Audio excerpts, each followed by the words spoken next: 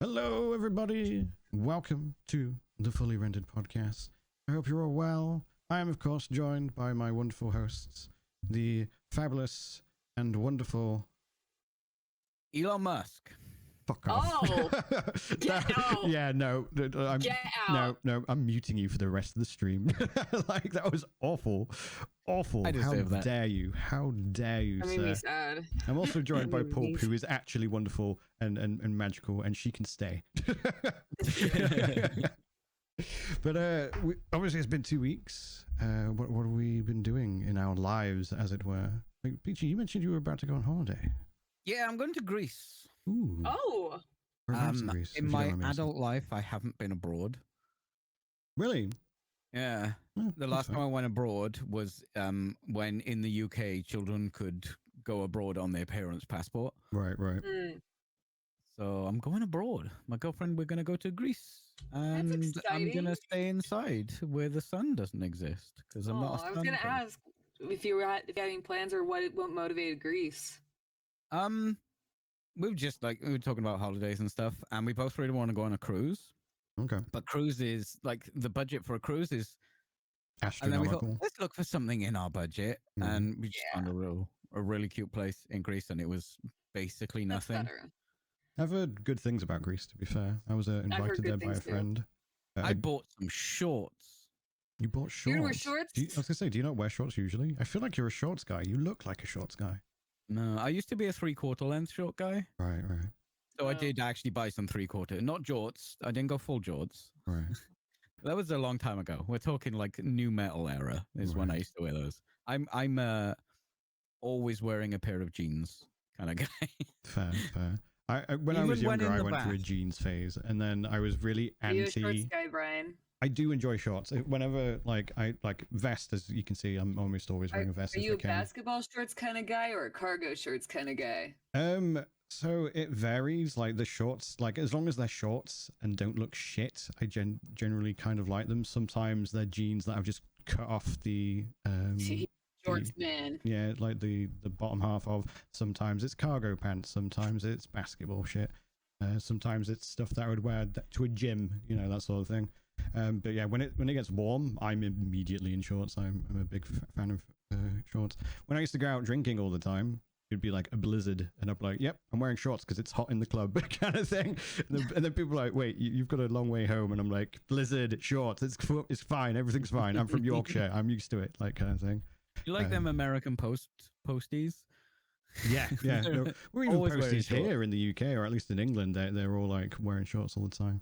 Yeah, I used to be really anti skinny jeans or drain pipes, and then someone got them for me, and I was like, fine, I'll put them on. Wait. For dumb American here, what are drain pipes? Basically, like uber tight skinny jeans. Skinny jeans. Yeah, like skinny Okay, jeans so that have it's just just been skinny. shrunk, basically. Yeah. Okay. Yeah. But Yeah, so super skin tight, like skater jeans. yeah. And I used to hate the way they looked, and then someone got them for me, and I was like, fuck it, I'll wear them, and I was like, oh, these are quite comfy actually. So I went for a They're very really brief phase of risky having them.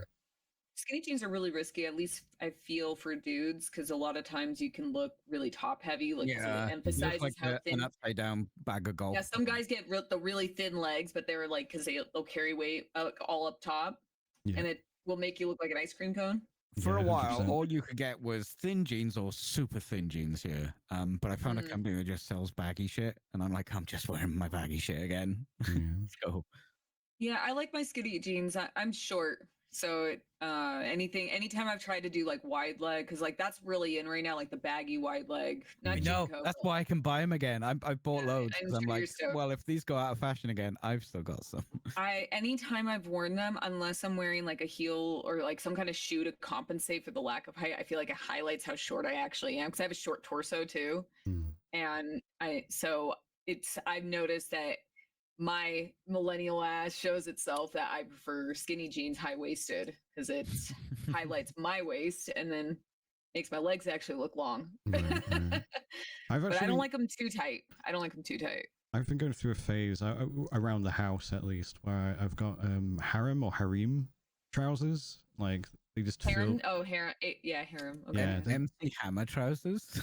Like MC basically, Hammer. yeah, pretty much. They're so comfy though. Like I love wearing them around the house. I don't wear them out because I don't have the shoes for them because all They're of my comfy. shoes. Yeah, they're hella They're comfy. comfy. But like the only thing you I can really haven't- wear with them is sandals, and I don't like sandals, so I'm just like, oh, I can't wear them The outside. closest thing I've worn to harem was I bought a pair of like men's sweatpants I wanted to wear for a bit, so they're a little baggy. Right. And I think I got rid of them because like I just didn't like how I started wanting to look more put together when I was at home. I also don't like long pants when I sleep, so I wear like shorts or anything. Like usually I'll wear old yoga shorts and I'll wear those to sleep. Yeah. So anytime I'm up, I get up, take a shower, and I'm ready to go. I either wear workout clothes or regular clothes. So I was like, these sweatpants are a waste of money. Right. I never wore them, but they Yeah. were comfy. I will say that they were comfy. Yeah, when I go out nowadays, it's usually like torn jeans, or I wear a lot of tech wear stuff now, which are kind of like sweatpants, but they have lots of fancy shit on them, like extra pockets. Yeah, I've seen tech wear. Yeah, I've become quite a big fan of tech wear recently, to be fair, because it's like it's goth, but it's practical, and I'm like, yeah, pockets. Yeah. Kind of In thing. Hollywood, there was a lot of tech wear, especially in the goth scene. Yeah, where I'm living now, it's like a lot of. Well, it's cold, so yeah, there's layers where you are now. Layers now. But I just wear a lot of my yoga clothes because I'm just working out. Yeah, that's fair. That's fair. So, let me tell you about my day because I briefly mentioned it. Oh, I'm desperate. Oh yeah, I want to hear about this. Gave us the spoiler earlier. I thought I'd have a really productive day, and I was like, okay, I've woke up. I did the agenda for the podcast nice and early, far earlier than I would usually do it, because I was like, yeah, productivity. And then I did my workout. I went for a jog, came back, did a bit more of my workout, and then I was like, cool, let's have a shower. Let's work on a video. I'm making a video covering the showcase that happened for Path of Exile recently. And usually, when I do a video, it's me just word vomit, one take. I usually don't write a script or anything like that unless it's a particularly big video. And then about 50 minutes into it, I was like, oof, there's actually a lot of information. I'm missing shit out. I'm fumbling. I'm going to write a script. Which turned out to be a bit of a godsend, because 15 minutes after that, all I can hear is 4 or 5 fire alarms blasting through my window. 2 fire trucks show up, which have got sirens going, and then the engines are going constantly after the sirens turn off, and then you can hear them using the hose pipes and shit. It's the fucking crackheads that get across the street have like set their kitchen or some shit on fire. So I'm like, oh, okay. Yeah, no, like they are literally like crackheads, and like they deal drugs and shit like that. Like, yeah, they're dickheads. I had to be sure. Some people over sometimes we do use crackhead just to mean, you know.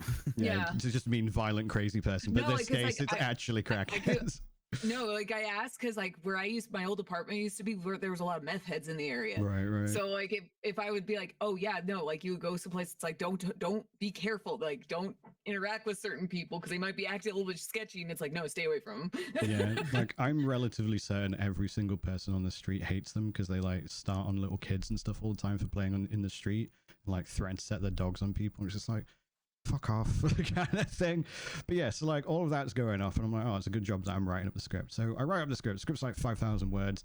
It gets to about 4 o'clock, and I'm like, wait, this is still going on. And there's like no smoke or anything. There's 2 fire trucks outside. Loads of passers-by have stopped and think it's an Olympic fucking spectator sport. And they've got all the windows open, the door open. All I can hear is these fire alarms and like the engines and stuff. So I'm like, okay, I'm gonna have to wait this out. So I wait it out. And then eventually the trucks piss off, they put the hoses away, and the alarms go off. And I'm like, okay, cool. So I open OBS, I turn on the lights, I raise the table because I like to stand when I'm doing recordings. And within 10 minutes, as soon as I'm like, hello, everybody, up, and then it's beep, beep, beep, beep, beep, beep, beep, and they couldn't turn them off.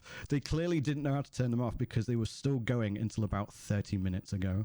And I was just like, oh my God, I was so annoyed. Thankfully, they eventually, after about an hour, closed the doors and windows, so at least muted it enough for me to use in video broadcast, which has like the AI tech to like get rid of it. Right. But I tried it when they had their windows and doors open, and I literally couldn't get it. So I was there trying to talk, and all you can hear is beep, beep, beep, beep, beep, beep, like along with my voice. And I'm like, motherfuckers, I'm trying to record a video. But yeah, thankfully it has stopped. Yeah, they were waiting. Maybe they were like, oh, that pirate guy seems really angry. We should probably like do something about this. But like, I was genuinely concerned that they weren't going to work out how to turn them off, because then I would have gone to bed at some point and been like, it doesn't stop. Why won't it stop, kind of thing? But thankfully it has. So that was my day. I haven't managed to edit it because of the delays, unfortunately, but I can get that all done tomorrow, thankfully. But yeah, No, that's fair. otherwise, I've had a relatively productive day, and I intend on doing some voice acting auditions tomorrow as well. So that'll be Nice. nice. Very exciting. But should we? Speaking of voice acting, Uh-huh. I stream a lot of projects on Void. Someone has done a mod of all the Resident Evil 1 voice acting lines for the character to say when they get attacked by zombies and shout and stuff. Yeah, that's That cool. is Resident Evil 1 voice acting is a genre in itself. Yeah, like that very flat delivery. It's not acting, it's I am saying words. I am in the booth and they just said, say the words. Was given no context. Yeah. First take, perfect. But it's me Like, down this rabbit we'll hole take of where we've got to in acting in video games. Because, you know, There's you such still an do art get form. games where the There's an devs... art to it. Because, like, Yeah. Oh, when I for usually sure. go back to those old games, there's so much charm to these flat deliveries where you're like, that's the take you went with? Got it. Because they didn't take it seriously back then. Yeah. Do you know who is really bad at voice acting? Hollywood actors. Yes, they are. There are some that are very good at it and have obviously trained their craft. But for the most part, it's like, this ain't a movie, mate. What the fuck are you doing? For the same reason, they don't take it seriously. They don't think of it as like an art form, which is unfortunate because they're for a lot of these very talented career voice actors. Like Mark Hamill is a perfect example of a Hollywood actor who does voice acting perfectly, or very well. One of the best, yeah. Yeah, and he treats it as seriously as it should be taken because it's still an art form. Like you have to maintain this character voice the whole time. You're trying to show your emotion and expression through your voice, even though like it is like in the animation, you don't always know what they're doing. So yeah, no, Hollywood actors are they usually don't take it as seriously. I feel like maybe lately they have been taking it a little more sometimes on occasion. Yeah, absolutely. Yeah. Like as you were saying before, it was gaming itself as an industry has never really been taken that seriously, even as an art form. But obviously, the art form of gaming is becoming quite prolific, and therefore people are now getting reached out to by these big companies like Sony, who are now trying to do transmedia with their IPs and stuff. Going, oh hi, famous person, do you want to be in this massive project? It's like this other massive project we did that you heard about because it was so fucking successful. And now they're like, ooh, money kind of thing. Yeah. But there is also the fact, as you said, it's a different skill. It does require projecting your voice in different ways. There is crossover, obviously. The thing too is like with Hollywood actors in any game, like this, I'm going to just like side note, is like there's either like one of two experiences that you get where it's like the Hollywood actor in the game, or the one who takes it like actually invests themselves entirely into the character, into the role. Yeah, it's like, and I remember like we were briefly talking, like it was a long time ago when we were talking about when Phantom Liberty came out, and I think I mentioned like, yeah, the only thing is like yourself, like I kept calling their character by their actor name. Any game where there's an actor and it's like the actor's in it, he did a good job. I think Kiefer did a good job. Yeah, but I do prefer my snake. #, not my snake. You know what I mean?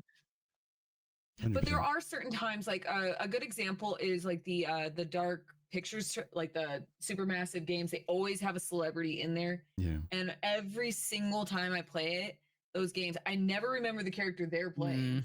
They're always like, oh, this is Ashley Tisdale in here. That's another thing. It can totally take you out of the immersion, can't it? Yeah, it does. So I agree with you. It's like it's one or the other. Like you have Phantom Liberty where both, Keanu Reeves and Idris Elba did a fantastic job, or you have Supermassive. Yeah, 100%. Yeah, Keanu Reeves didn't do the best job on. He didn't, but he did make Johnny Silverhand a more likable character, because if any other actor played him, he did well with the character. Yeah. I don't think he did a bad performance or anything. I'm not going to go. It's still very Keanu, because like I personally don't like Johnny's character, but like I like Keanu, so it's like he makes it more palatable. I don't think you're supposed to like the character, but you can enjoy him. And he does have some redeeming hero qualities too. I always said when I was streaming this last time, that if they put any other actor aside from Keanu, totally different character. Yeah. Well, that's come out. There was a voice actor that was on board before they got Keanu on board, and the character was completely different. Yeah. The character was even more of an asshole as well, apparently, which I would have liked to see because I do enjoy it when Johnny's I being would have Johnny. liked that because I don't think realistically, even though I do always like the relationship, like the friendship between B and Johnny, I do like the dynamic that they had. Whenever you go like the flashbacks and you learn more about him, he's not a good guy. Yeah, And I don't like that's the point. I don't like it when games, and He's this a is true not like, anarchist.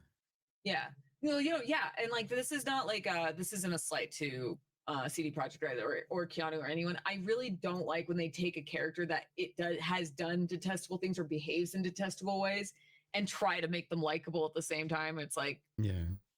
I want to dislike you. Yeah. He's a well-written like character, characters. not a He is likable. a well-written character. Yeah, Yeah, and that's there's the thing, definitely is that input from Keanu. Like I said, I don't think Keanu's it's a bad. very no, he did great. Do you want to talk about Game Informer?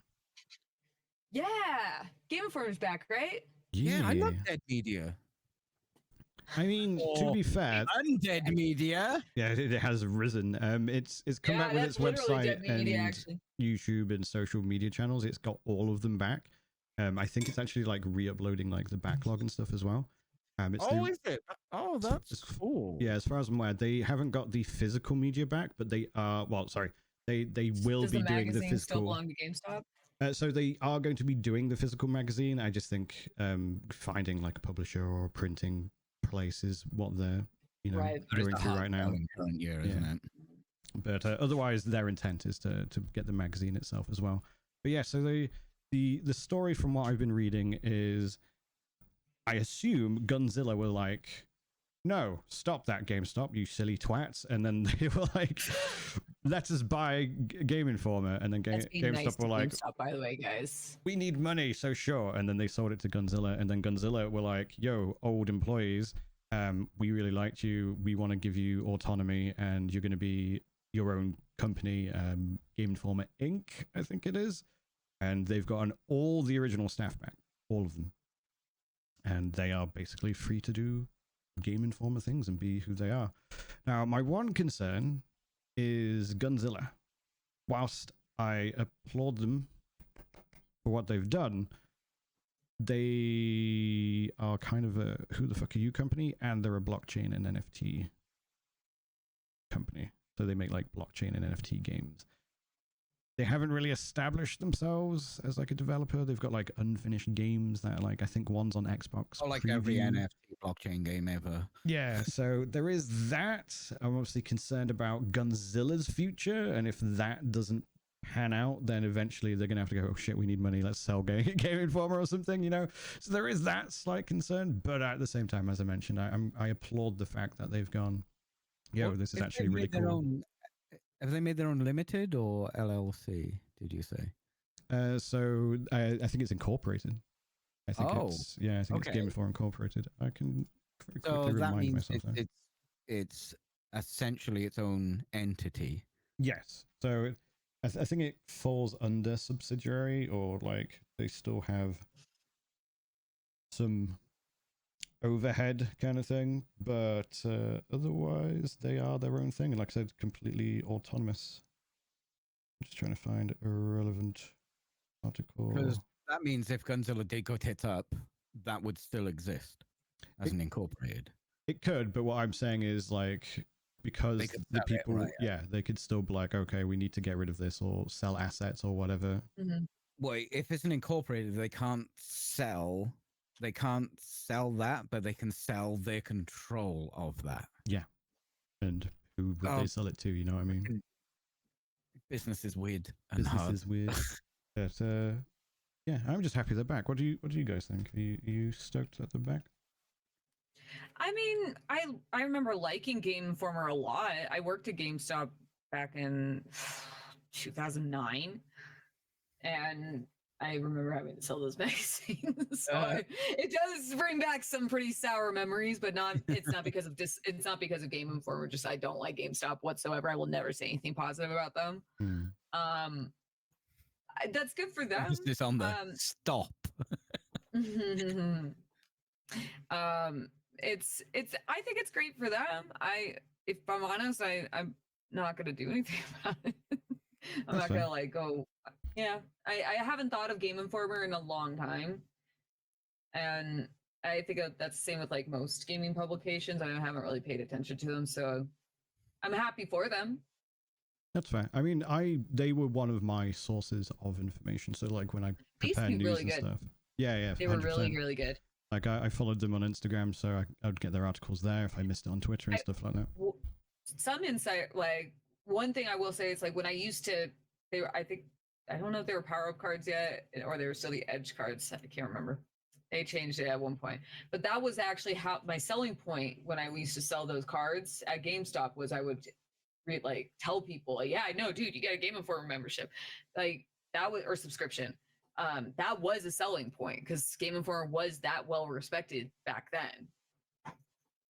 Yeah, absolutely. They have prestige, I would say. I've also got a quote from. So I say, good for them. I'm very happy for them. Get away from GameStop. Yeah, 100%. I've got the quote from like the guy who runs it about how it all happened, or happened rather. So he said, "How did this all happen? After first touching base with our team and ensuring our interests, the team at Gunzilla Games secured the rights to Game Informer. From the start, the new owners insisted on the idea Game Informer remained an independent editorial outlet. They felt just as strongly as our team did that the only path forward was with an editorial group that made 100% of the decisions around what we cover and how we do so without any influence from them or anyone else. Game Informer now operates under an entity called Game Informer Incorporated, and our intent is to continue to focus on highlighting the coolest games, celebrating the history and legacy of the gaming industry, and shining a spotlight on the creators and players who are charting its future." And then there's a whole fuckload more.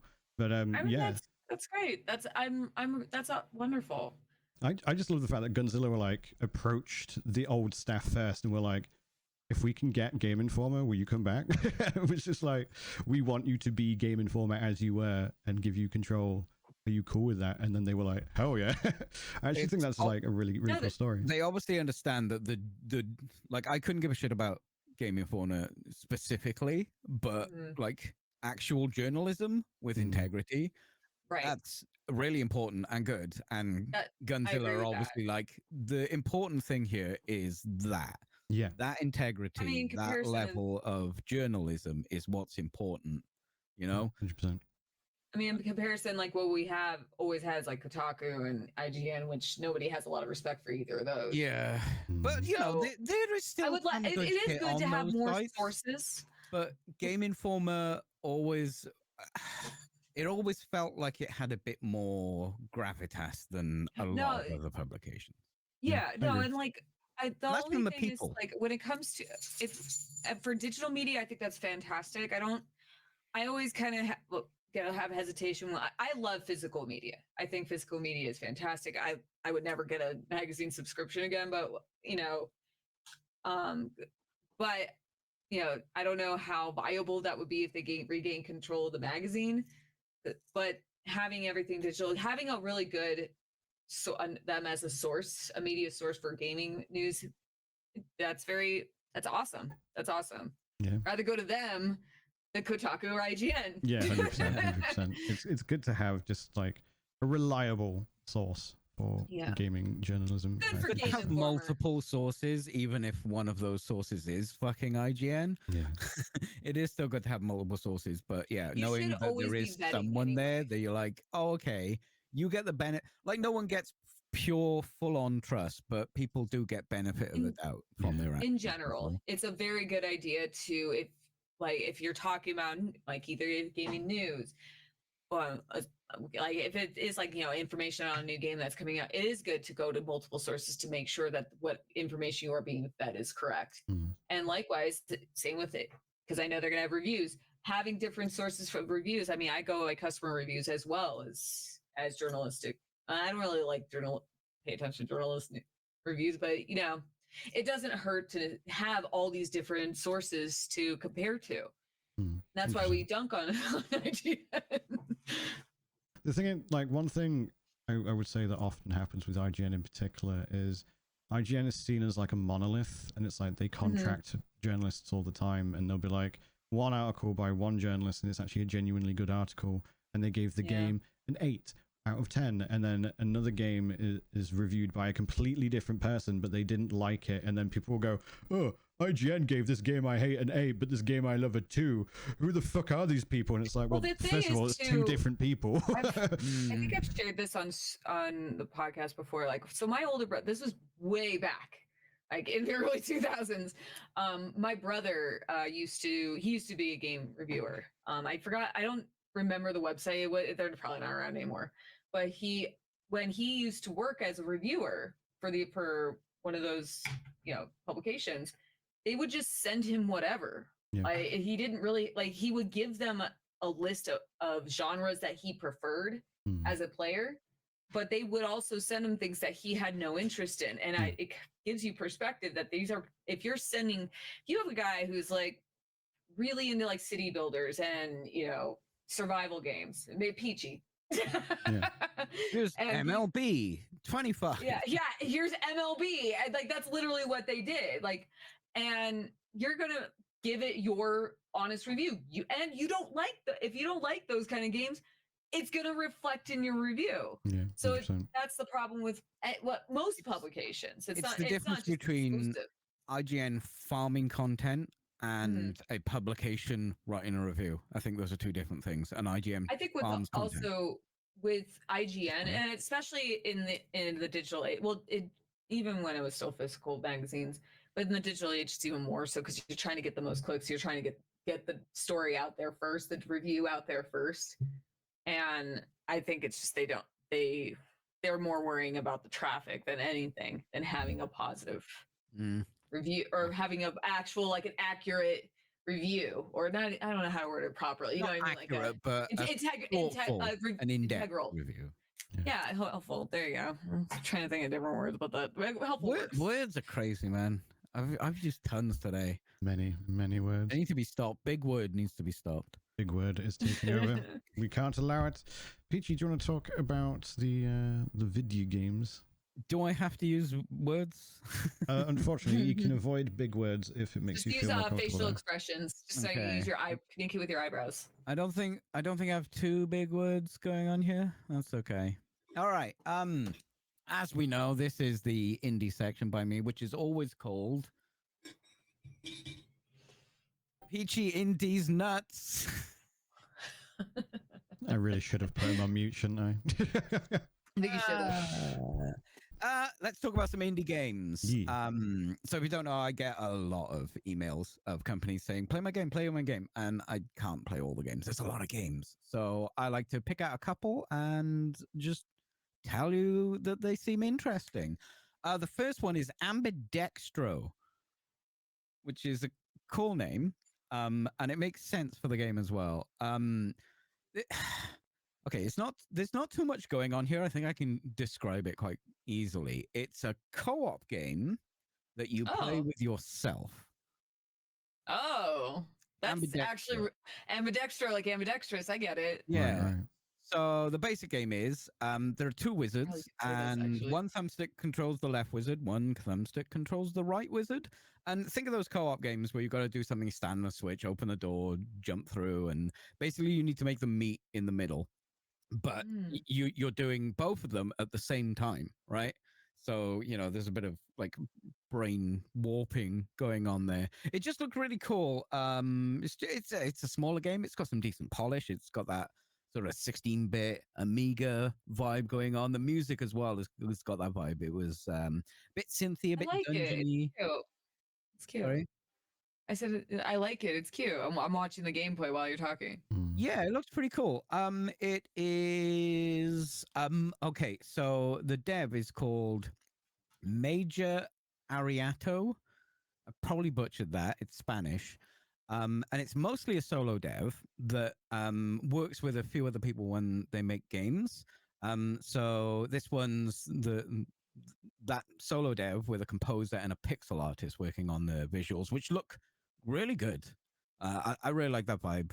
It's definitely a throwback sort of vibe. It's not like trying to do new stuff. It's definitely calling back that era, but I think it works really well. And it just looked really interesting. A co-op game that you play with yourself.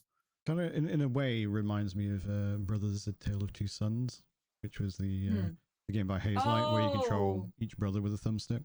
Yeah, That was that's right. I forgot about that game. Technically, it was a Joseph Fares game before he made Hazelight, I believe. But yeah. All right. Yeah. But you got to get. It's gonna twist your brain, and it is. It was released yesterday, actually. £7 or $9. It's on Steam right now, and other It's on platforms. I mostly check Steam for this stuff, but I'm yeah, they're probably on GOG and stuff like that, right? Yeah. Well, do we know what the story is behind the two wizards? Just two wizards. Two wizards. I don't think it goes into that much depth. It might not be that deep, Brian. Puzzle thing. Maybe there's some lore. You'll have to play it to find out, Ryan. Entry fee is £7, which is pretty good.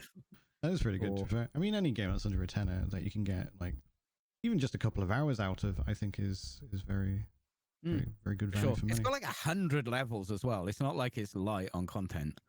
Yeah.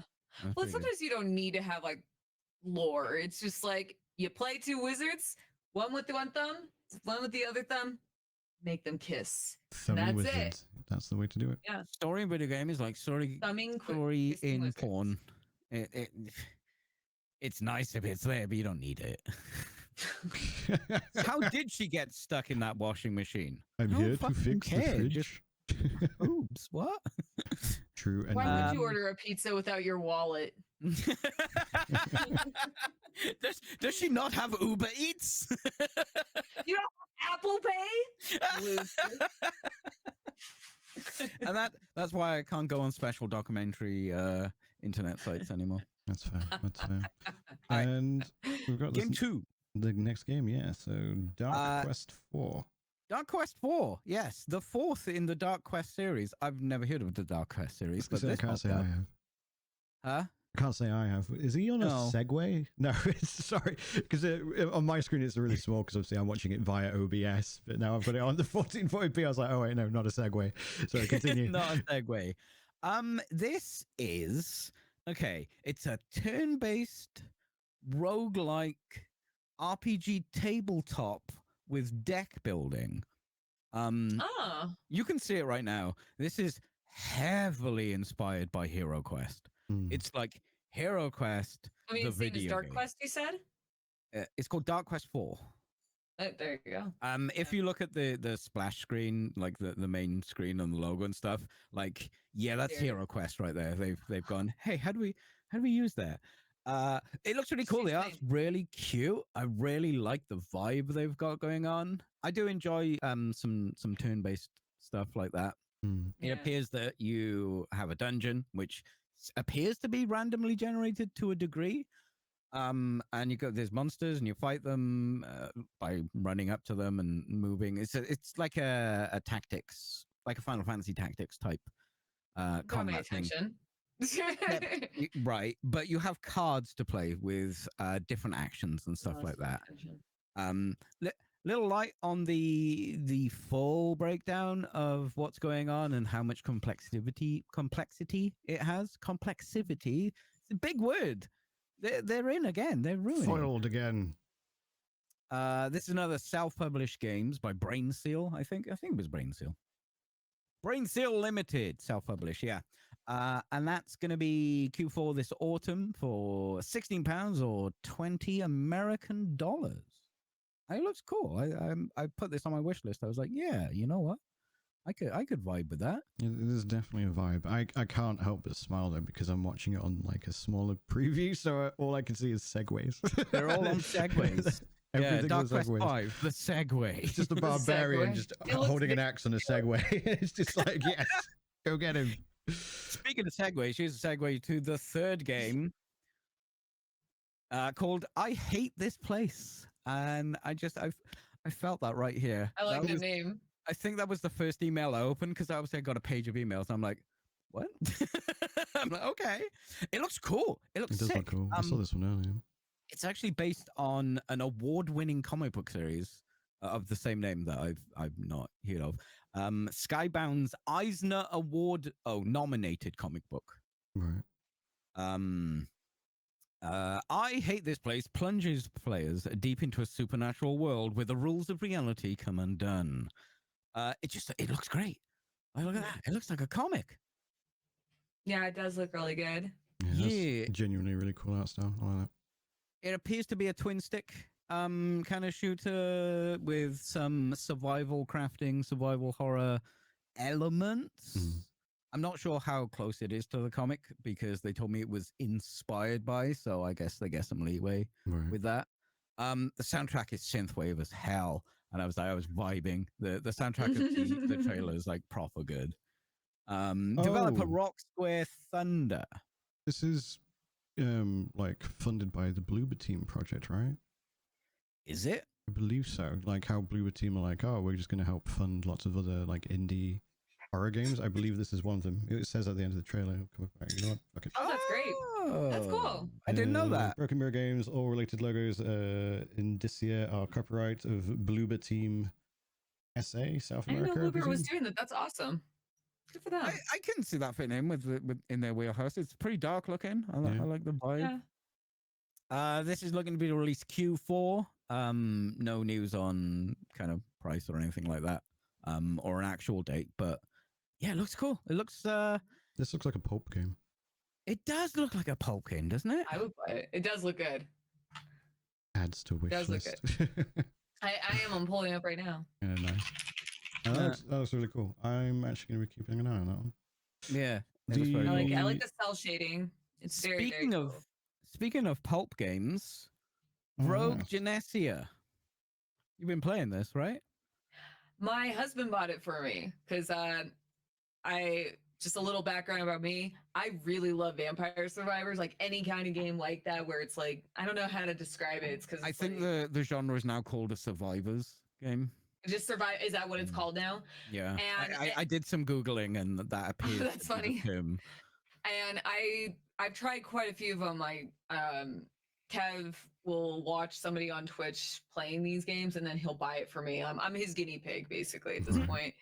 And he sent this to me and I was like, this looks kind of interesting. And he said it reminded him of like because one of my favorite games is Valkyrie Profile. He's like, the style looked like it. I don't get that vibe, but I see why he thought that. What game? Sorry, Valkyrie Profile, because it has an overworld. And I don't get that vibe.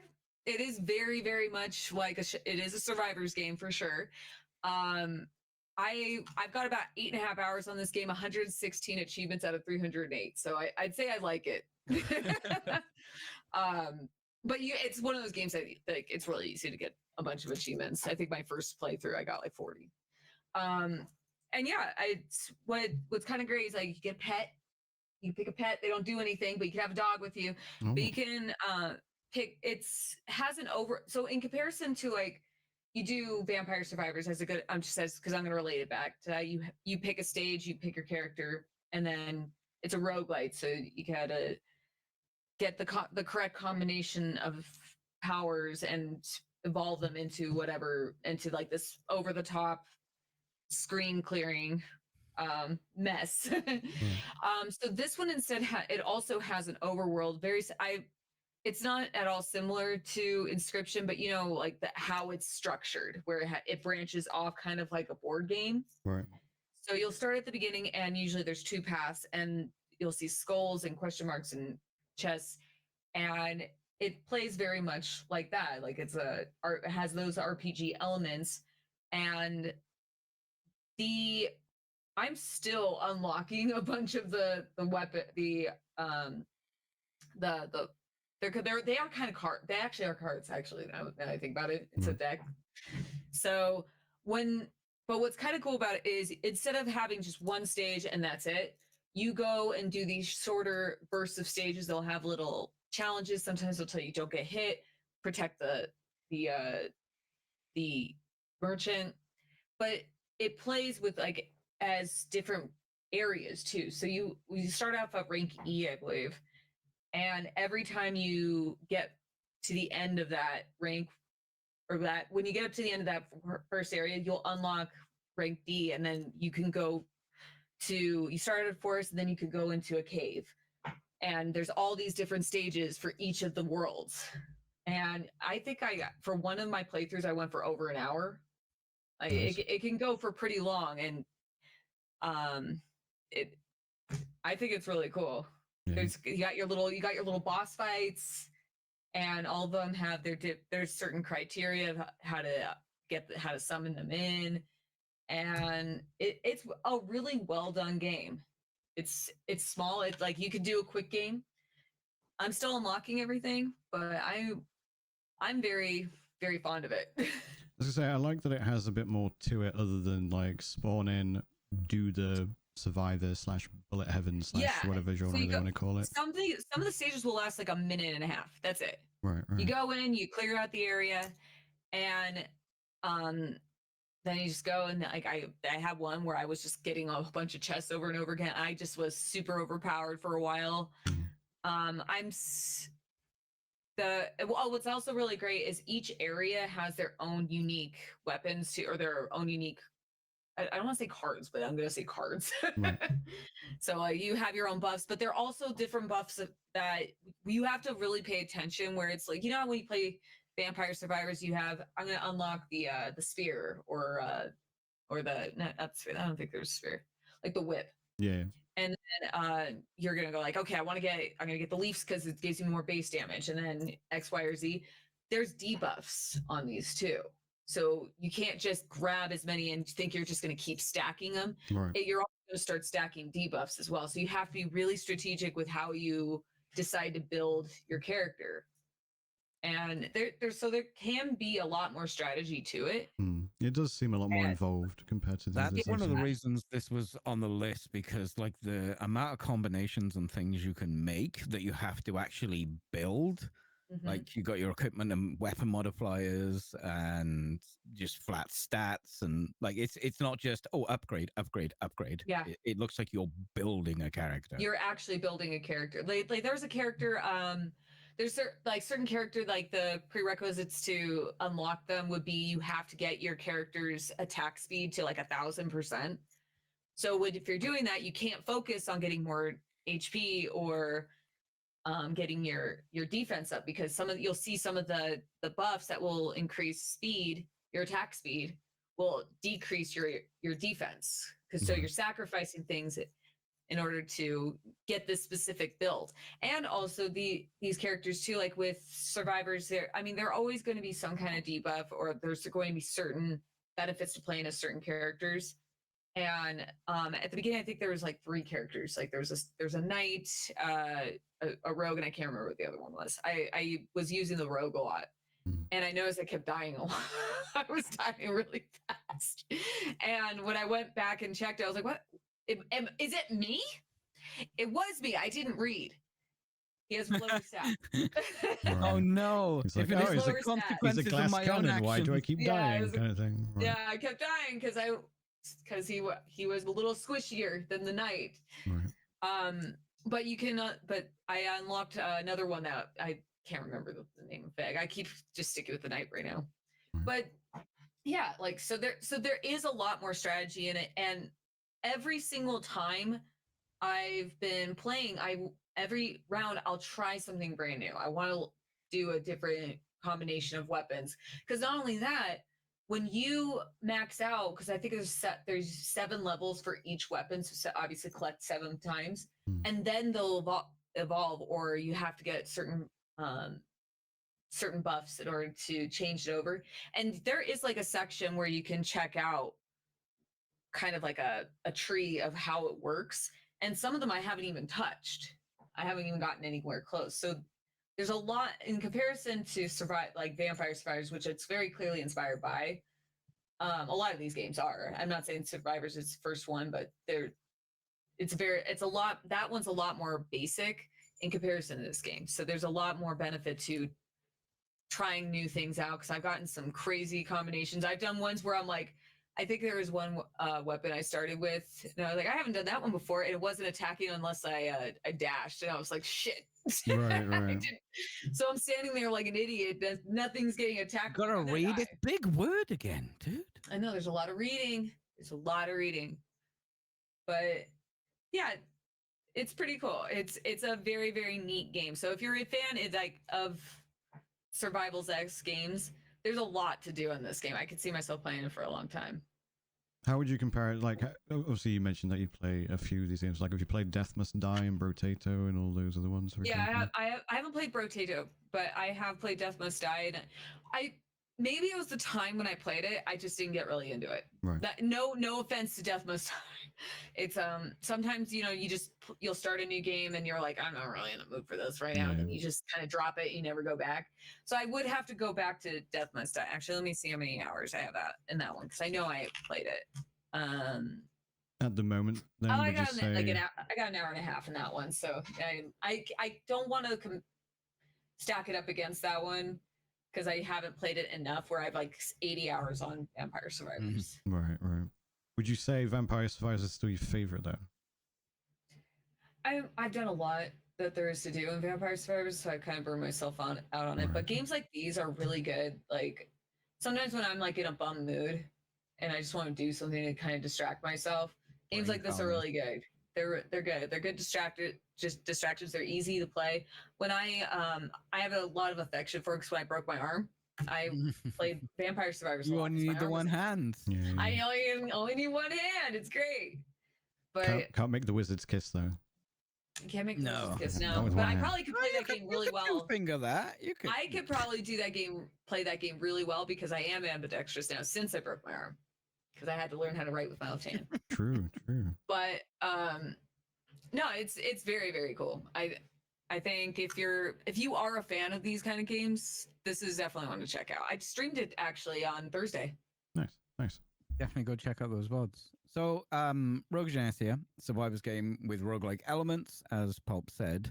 One thing I need to point out, if you're listening to this, you probably can't see it. It's got a bit of a unique 2.5D aesthetic, and it's not the one you're thinking of. It's more like Paper Mario. That it's got a really cool aesthetic. It is so polished. This might be the most polished Survivors game I've ever seen. And it's not like those other ones look ugly, but this has got a level of polish that you don't often see. Yeah. It's a solo developer as well. So. Oh, really? Yeah. I believe. One thing I will. Go on. I do want to point out is it does require the mouse. Right. I forgot to mention that.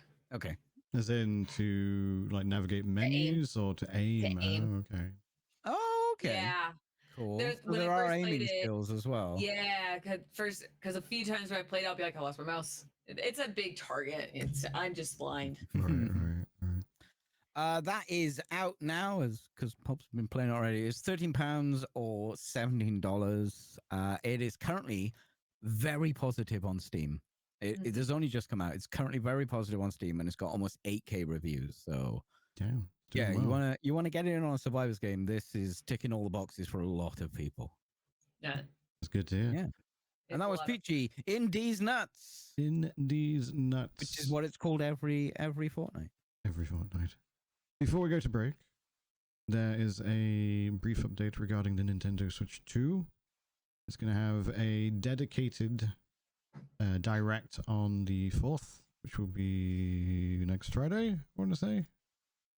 Yes, next Friday.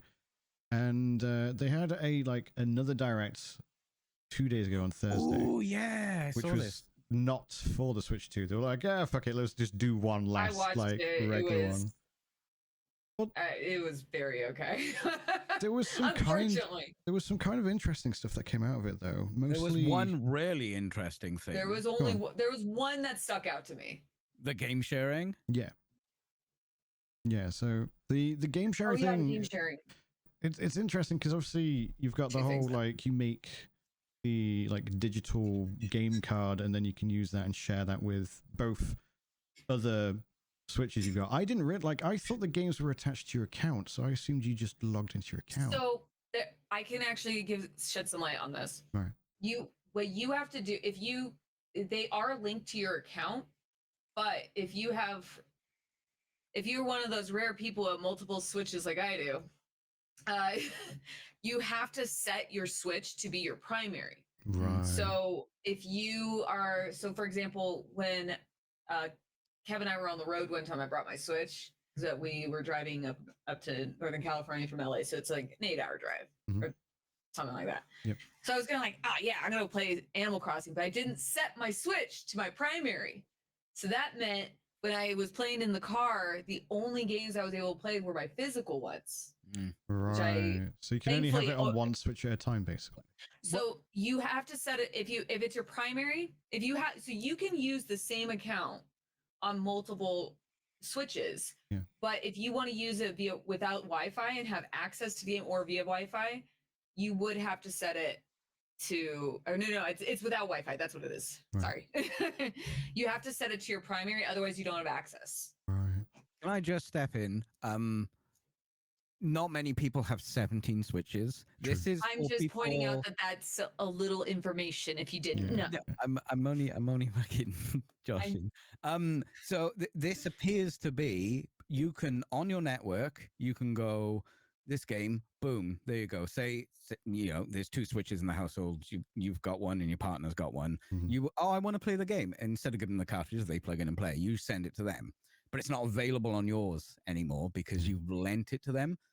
And I am almost 100% positive, let's say 99.5% positive, you're going to have the Nintendo Online subscription in order to do this. Oh, yeah, for sure. Yeah, quite possibly. I mean, it's only for 14 days that you can like lend them as well. So yeah, you can revoke them as well. Yeah, I think that's probably the coolest part is that you can revoke it. Because if you want my opinion is if you're going to lend it out, it's just always been better to, in my experience, just from that learning experience, having physical copies is just a lot better to use. But that is a good way to lend out a game to your friends, and you don't have to worry about, hey, give me my game back. For 2 weeks. From what people have been saying, not confirmed.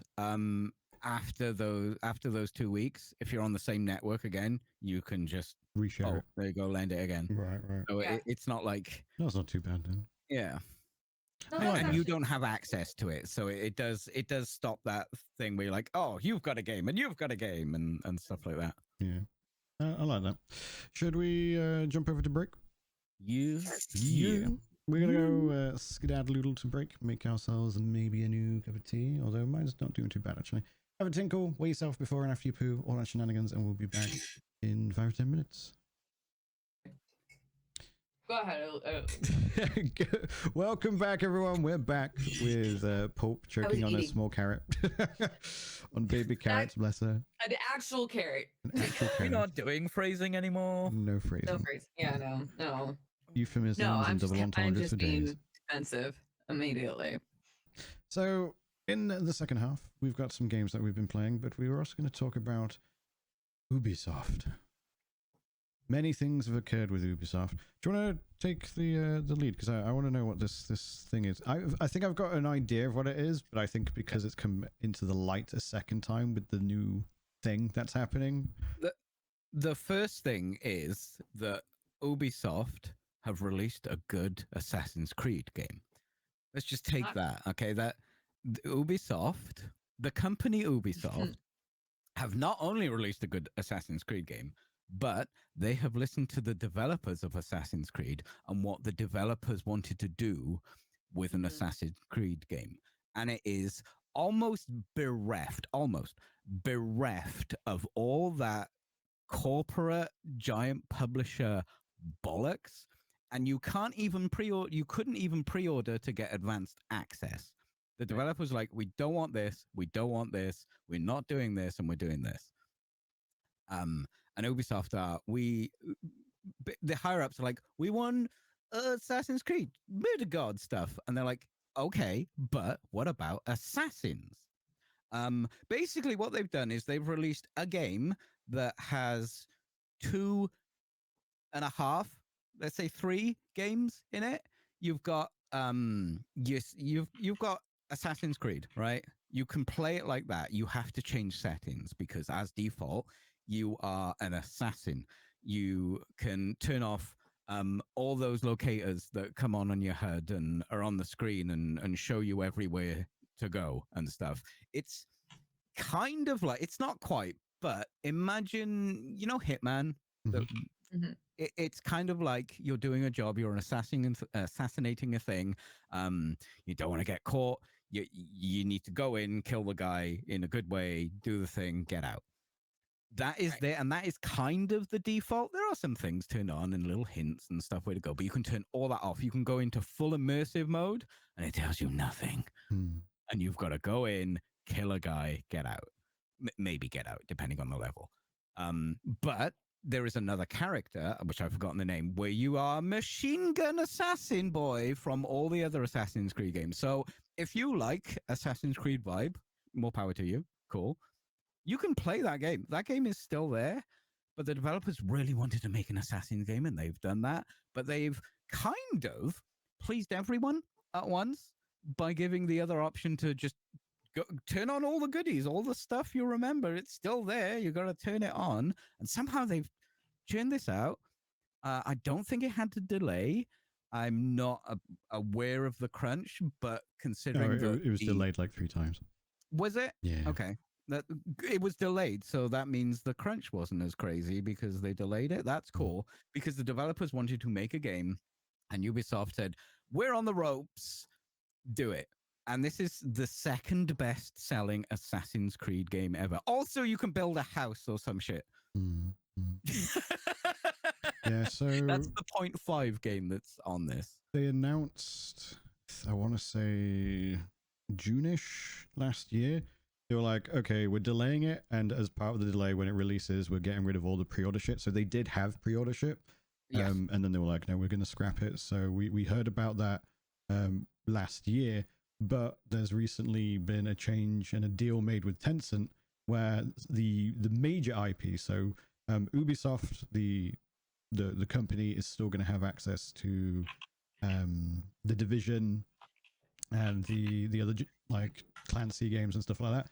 But Far Cry, Assassin's Creed, and one of the other big IPs, I can't remember which one it is, they're all going to this new subsidiary, and then this new subsidiary are apparently going to be like reinforcing that same kind of ethos where it's like, we're going to just make good games and make the games with our really successful IPs as well as we can and not have all the corporate bullshit.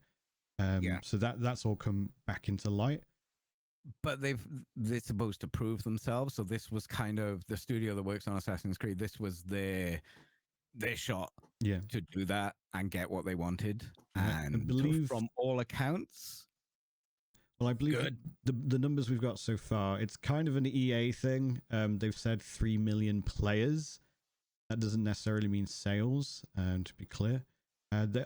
You've seen some of the, I'm going to call them dickheads, like Grums and stuff, who were like, oh, it's only got 60,000 people on Steam. That's less than Dragon Age Veilguard. And it's like, it's a console game.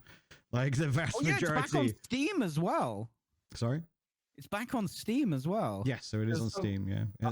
At the same time, obviously the other ones are on Steam, but at the same time, it's an equal release. Yeah. I think it hit about 68,000 people peak on Steam. Obviously, that's I think we did actually get the data on that one, and that's 27% of the total players. Everything else is on console, basically. So this isn't concurrent players is a little tricky for a game that isn't a multiplayer game as well. True, yeah, absolutely. But from what I've been hearing and seeing, it's doing well. It's definitely successful. I think if you're not into the newer Assassin's Creed games, then like the reviewers that I've been reading, or the reviews rather that I have been reading, are people who prefer the older games. So that it's like, you're going to enjoy it if you like the newer stuff kind of thing. But if you wanted something new, then it's just more of the same as the newer stuff. But otherwise, like it's a big IP that a lot of people play. So the mass market. That's confusing because there are 2 different games in there. That game exists in there if you turn on the settings, but the default is basically older version. Don't get caught. So the things I've been reading, like I can't remember, is it Yasuke or whatever, the samurai dude? Apparently he's OP as shit and can just plow through stuff. Yeah, that's your classic, Assassin's Creed murder god character. Yeah, I've heard the voice acting is okay. I've heard the story. I've heard the facial animations are like actually quite disappointing, and people are really confused by the facial stuff. But otherwise, if you're just looking for you like I said, like Odyssey, Valhalla, and whatever the other Origins. I think was the original one. Origins, Odyssey, then Valhalla, right? And now it's Shadows. I don't even know. There's so many of them now. Yeah. Origins is the Egypt one. Yeah. Odyssey is the Greek one. I believe so. I think yeah. they gave Origins, like there was. I think I got that one for free at one point, like a long time ago. Quite possibly. Yeah, I think they gave it away. But my understanding is it's the same formula, but you can obviously turn off like the markers on the map and stuff like that. But otherwise, like the gameplay feel is the same. I remember the one thing I heard about it, about the two characters, which was a very bizarre choice that they had, is that apparently can't get Yasuke into like 10 hours in either. It takes you ages to actually get him. As him. You start as him, and then you play as the girl. I don't remember her name. And then there's points in the game where it'll be like a boss fight or something, and the game is forcing you to pick which character you want to play as, and instead of having the other character play as AI, to kind of step back, which narratively is kind of strange. Right. But narrative dissonance. Huh? Pseudo narrative dissonance. Yeah, well, it's like they're like tag teaming in essentially, and that was like one thing I remember that stuck out when I was looking into it. It was like, that's no, Brian's on about the new one. You're saying to unlock the murder god character in these 10 hours. I've not heard that, but most of the publications. I've heard that you do play as him in the beginning, like early, and then Castlevania style. Here's the murder god. But most of the focus is on her. So everything I've read says that you don't get him until like 10 hours in. Basically, so maybe there's it. Maybe you play him briefly at the beginning and then he disappears and fucks off for ages. But I've read multiple reviews. That's my understanding. I mean, I haven't played it, right? So I don't want to. Yeah, I haven't, but I'm not looking to buy it because it's 60 fucking quid. Right. But it is in my wheelhouse now, and an Assassin's Creed game has not been on my mind for a very long time. Since Black Flag, when there was a Welsh protagonist, so they kind of de-Welshified a little bit. Well, that's the thing, because obviously I haven't played an Ubisoft game since 2020, since the whole Me Too thing. I probably won't play an Ubisoft game whilst the Guillemot family are in charge of it. I was hoping that Tencent were just going to straight up buy. The stake they've got is 25%, which was like for 4 billion or something like that. No, sorry. I did quote it in the agenda. There's like 1.25 billion. Yeah, so much billion. Like legal jargon surrounding that deal. I was trying to understand it, and I forgot whose video I watched where they were like breaking down what's going on. I'm like, I'm not even gonna pretend to know it. YouTube is great for people who are more intelligent than me, telling me what I'm failing to understand sometimes. Yeah. Well, it's like I'm not very familiar with like business law, and there's a lot, and that's what I mean. There's a lot of legal jargon around this. Like, it's not that simple to just like summarize really quickly. And as to like why Tencent doesn't buy them outright. Well, there's the way the deal works. We did speak on it briefly in a previous show, but it was basically the Guillemot family were like, we're not prepared to fully sell. We want our hand involved in some capacity. So I believe Tencent have been like, let them have some autonomy. This new subsidiary, let them have autonomy, but you still technically have ownership. But we also have a minor, but a big minor stake. Like, some of their debt too. Like there was like a whole bunch of stuff that's been going on. That's why I said this has not been doing well. Yeah, I know that. It's definitely a lot of accounting bullshittery. It's very similar to what Embracer did. Like when Embracer was like falling into the abyss, they broke up their company and IPs across 3 different companies. Right. And people still don't know what Embracer did because it's so fucking convoluted. Well, Embracer basically thought a lot of this stuff is like needlessly complicated. I mean, they do it intentionally because they brought in another like advisory team too, as well for like this whatever's going on. Yeah, for the most part, like on a very basic level. So I actually used to work in like a department that investigated people who were trying to commit fraud and shit. So what you would often come across is people, when you have a company, more often than not, obviously it depends on the type of company, but that company is its own legal entity. So what people would do would be like change it to another company, but it is effectively the same business. Yeah. Under another legal entity. Or like Alex Jones did. Yeah, 100%. So it means that any debts and stuff are still tied to the original legal identity, and then suddenly this new one's like, oh look, I'm a new legal identity, so I don't come with all that baggage. And it's like, obviously, if you can prove that they are actually the same business just under a different name, then you've got all that. But it's similar stuff to that, I imagine. It's just basically moving numbers around Excel spreadsheets to make things look better. But I do assume, however, Tencent will like, listen, you're fucking up, so you're not going to have as much oversight as you normally do, say, at Ubisoft. But now this new subsidiary probably has a little bit more autonomy now, hopefully. But it's still in the go, so... It does appear that Ubisoft are trying to make good games without the bullshit. Yeah. And this is proof that they can do that, or they are willing to do that, or the subsidiary is willing to do that, or Tencent is willing to okay that. Whatever the fucking number Excel spreadsheet means, it does. It's good. I think this is not just a step in the right direction. This is the correct direction. And the proof will be in the pudding. The right direction, hopefully. Yeah. For me, like, I want to see Ubisoft improve. It's not enough for me to get involved and give them my money again, but I'm glad for those who do enjoy Ubisoft games that it's an improvement, hopefully, and it persists moving forward. We'll hopefully see that. It's more weight against the corporate bullshit that we're getting infecting the gaming industry is not good for the gaming industry, and in fact the opposite is much better for it. Hopefully. That's what other companies will take this and go, oh, okay, less bullshit. You guys want less bullshit? Yeah, who knew? This is insanity. What do you mean? Yeah, it's hopefully it's also something that other big publishers are like, ooh, that helped. Maybe we should do that. Let's chase that trend instead. The trend where people actually appreciate having their time and money respected. But who knows? Maybe that's wishful thinking. Before we jump into what games and stuff we've been playing, there's also the Path of Exile 2 update. We were talking about it briefly during the break. Nuke. Yeah, so it's the first league for the early access. It's called Dawn of the Hunt. It is adding over 100 support skills, over 22 skills gems, as it were. It's adding a new class, the Huntress, which is basically the Javazon from Diablo 2, if you're a Diablo 2 enjoyer. And some new ascendancies to classes that were already in the game, so we've got another 3 ascendancies added.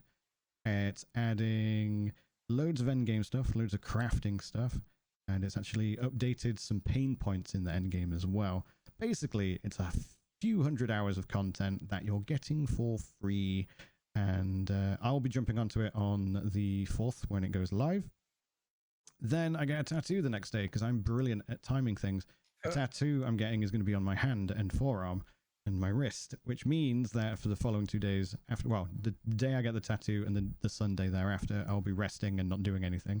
And then I'm going to be playing with a controller to experience the Path of Exile control experience. Be careful putting your hands in your pockets. Yeah, no, I'm gonna be.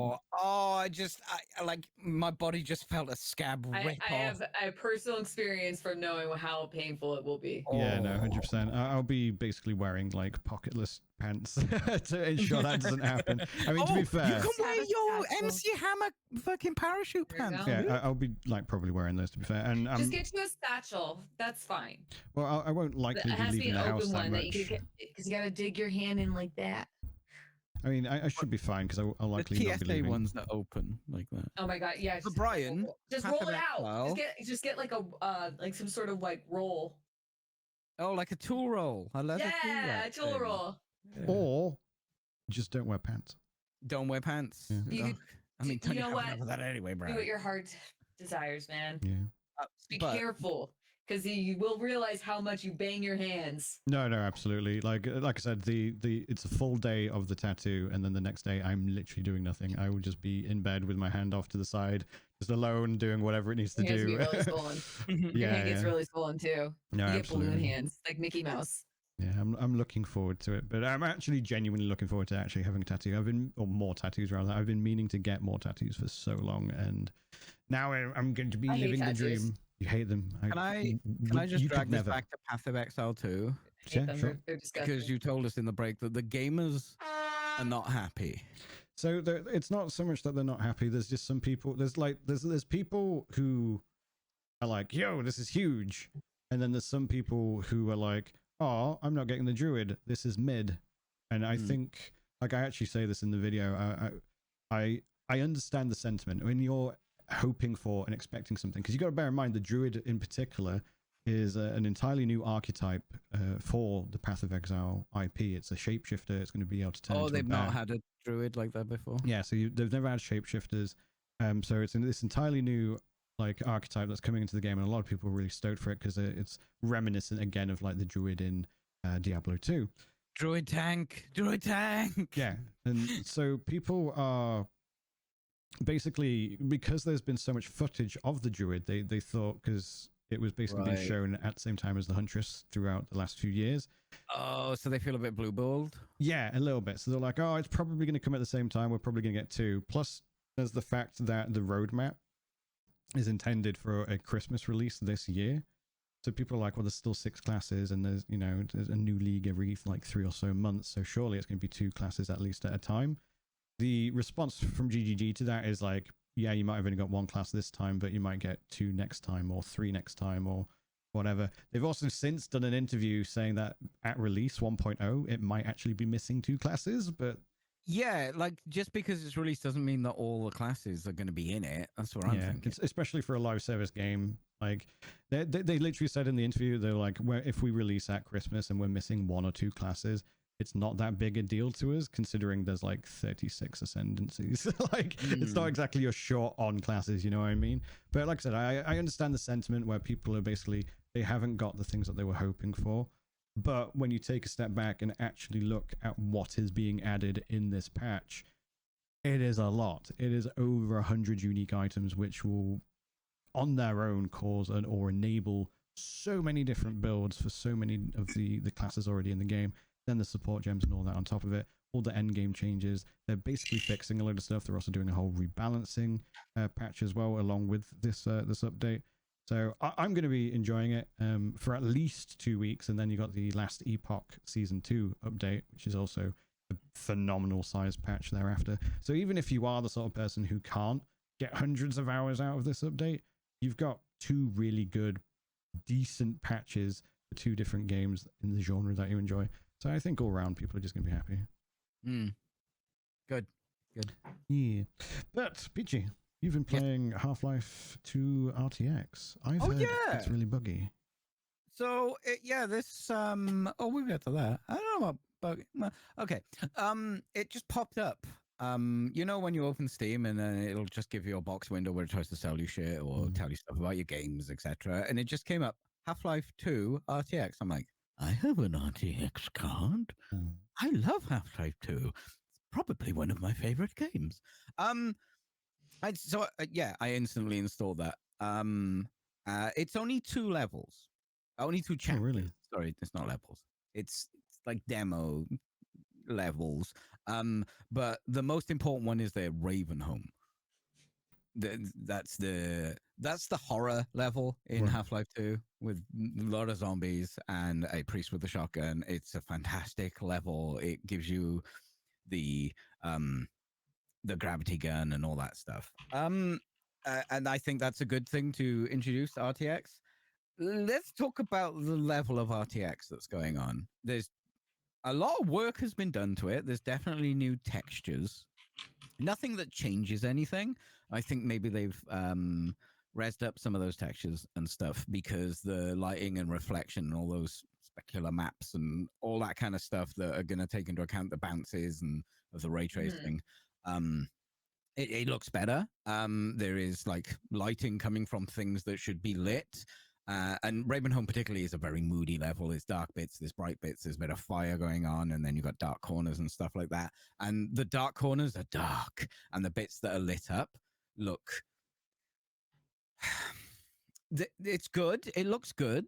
It's definitely RTX. I don't know if you ever played the Quake 2 RTX thing. I've seen it, but I've not played it. it transformed the look of that game. Yeah, RTX always does. Just lighting, like realistic lighting, makes a huge difference. Even fucking Minecraft looks phenomenal in RTX. Yeah, with RTX shaders, yeah, 100%. I can run it with 2 bounces. I'm sitting on a 3080, so I don't have a low card. I don't have the latest card. But it appears that unless you've got the biggest big card, you're not running anything more than 2 bounces. Right. So the impact is not huge. Right. Like I've turned it up to the maximum, and I get like between 30 and 45 frames, depending on what's happening in the scene. It's not as impactful as Quake 2. Quake 2 RTX was like, oh my fucking god, this is phenomenal. Am I right in saying that this is part of the NVIDIA remix thing? So it's actually technically... Oh, like I don't know. It might be. I think it's technically a mod. It is a mod. It is a mod. Yeah. It's advertised as a mod. It's got nothing to do with Valve. It's a mod for the game. Right. It runs like absolute arse biscuits. I mean, I can get it at Quad HD, and it will be solid 60 FPS unless something crazy is happening. I have seen it dip, rarely. But it's not that impactful. I wanted to go back and play the original Half-Life 2 because like Ravenholm is very nicely designed. Like the baked-in lighting is very good because it's a very moody level, right? And it is nice to see RTX, but the performance hit you take and the slight step up from 2 bounces, that's as most as I could pull off and have it playable to what I like, which is 60 frames at Quad HD. I enjoyed playing it because Half-Life 2 is one of the greatest games of all time. And it looks good from the Steam page. I pulled it up while you were talking, and it is mixed because of the performance. I don't think I don't know if this just leans on how well the Ravenholm map was made in the first place. It looks really nice. That impactful, but it's not as impactful as I was expecting. Like you put on your RTX shaders on Minecraft, you put them on Quake 2. It's like, wow, you play Cyberpunk. Like I can play Psycho tuning RTX on Cyberpunk, and it looks wow. The difference is crazy. The difference in this, I'm not sure. Like you should try it if you like Half-Life 2 and you've got a card that can run it. If you're running like a gamer card, like your 70s or your 70 Ti's, you're probably not going to have a playable frame rate with this, unless you turn it all the way down, and then it's going to be even less impactful. The screenshots that are on the page are definitely handpicked and choice at the maximum level. People with 4090s or like the dev It's not like it doesn't look like that, but in motion, it's just I was a little disappointed. I was a little disappointed. I've heard similar things. Like I believe Dave Oshry from New Blood, he was saying similar stuff. Like he was like, it's okay. I'm gonna go play Atomfall now, kind of thing. It's not bad. The performance hit sucks, and if you're on your general gamers card, which most people are on, if you look at the Steam things, most people are on 70, your Nvidia 70s kind of stuff. You're not going to get a huge amount out of it. I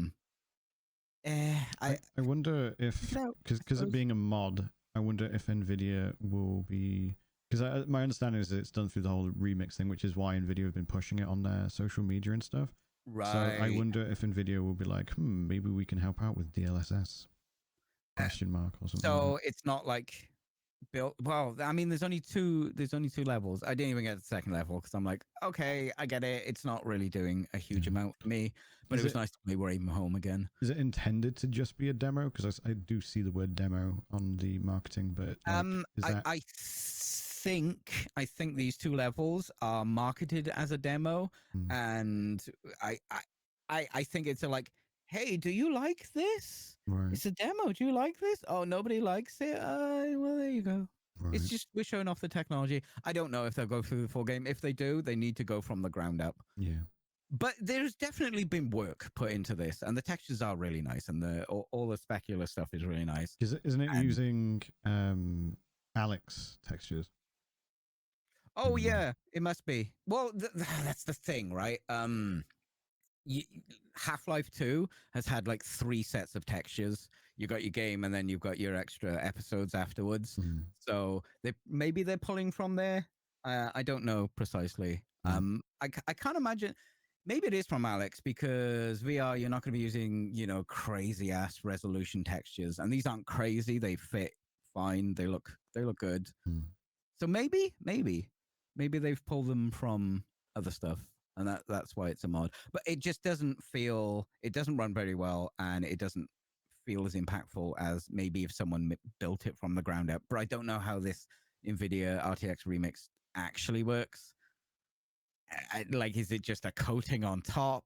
Like, is it in the fucking right down at the ones and zeros, or is it somewhere in between? I don't know. As far as I know, like the NVIDIA remix is just like an NVIDIA project. It's not necessarily tech. It's more of, we help people make mods that have RTX and stuff like that. Oh, it's not like a pipeline or something. Yeah. As far as I know, it's NVIDIA just like, we'll help you make the RTX or provide some form of support. I don't know the nitty gritty because I'm not a dev, so I didn't look into the nitty gritty when I first saw it. But I knew they were like, RTX, modders can use it. kind of thing. And that was basically it. I mean, if they're saying that you could put that on any game, that would be cool. Yeah. I think it's just half baked. It's a little undercooked. That's fair. But it's a demo, and it's cool to see RTX in that. But don't rush out unless you're a Half-Life fan. Because if you're just an RTX fan, you're not going to turn it on and go, "Ooh, now this is some choice RTX," because it's not. It's fine. It is fine. Like what you said, Dave Oshery. Yeah. It's fine. It's fine. Yeah, that's fair. Pulp, I put on the agenda that you've been playing some Black Myth Wukong, but do you want to talk about Death Stranding? Because you just started that, right? I just started it. Yeah. Well, okay, so I played it back when it first came out. Oh, okay. And I got to just the same spot that I left off at. So everything's brand new on Monday. But how far did you get into it last time? Oh God, I'm like not that far. I passed where you drop off mom. I think the VOD's about 3 hours. Right. 4.5 hours. 4.5 hours. There you go. All right. Do you know that? Then I'm gonna shut up because Yeah. What made you stop playing it the first time? I don't really remember. I was going to play it again about a few months ago, and I was going to play it on PC, but my computer streaming the game simultaneously was struggling a little bit. So when I just didn't want to deal with that shit. So when I saw I could get it on PS5, I was like, oh, done. I'm going through my backlog right now. I'm going through games because there's a lot of games I started over the years, got to a certain point. For some reason or another, I just stopped. So I really couldn't tell you why I stopped playing Death Stranding. It wasn't that I didn't like it. It was just probably something else came out or something distracted me. And yeah, so it's relaxing. I like it. I like punching people. It's weird because I have watched and I'm familiar with like the gameplay loop of Death Stranding, but I couldn't bring myself to play it or purchase it. I would always look at it going, I want to try it because it's a Hideo game, and Kojima-san, I want to play your shit. But now I've seen the trailer for the second one, and I'm like, that looks sick, kind of thing. Because it also looks like it has a bit more action in the second one compared to the first one. So I'm like, I'm actually so fine without any action. Just let me just cruise, man. I am so with you here. I have 80 to 90 hours in Death Stranding.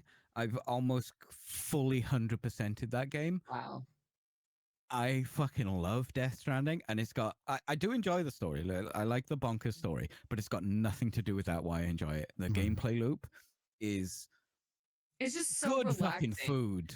I could just chill, man. And it's like, oh, dude, this guy left me a bridge.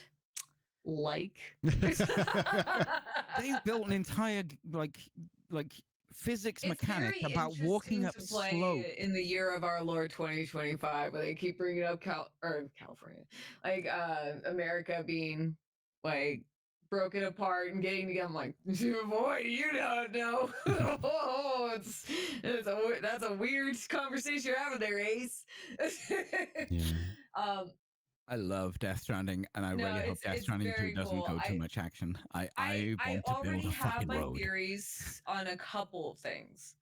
Like I'm not gonna get into my theories because like I'm not one of the I'm going in without spoilers. Like I haven't looked into the story. I don't know anything, but I'm the worst kind of player where I start asking questions and then sometimes accidentally stumble on what's going like whatever's happening. So I have my theories. It will. Some things will be fully explained to you, and you'll be perfectly okay with that. And then some things are like, no, that's just a weird thing you have to deal with. Yeah, the naming conventions are very much remind me of my husband, which is funny. It's something I think you would have finished it by next podcast. Maybe I don't know. How long is it if I just do the story? I don't fucking know. I got 80 to 90 hours in it, dude. The problem I have is like one or the I'll try. That's good incentive. Well, don't. No, that's good incentive. Just enjoy the game.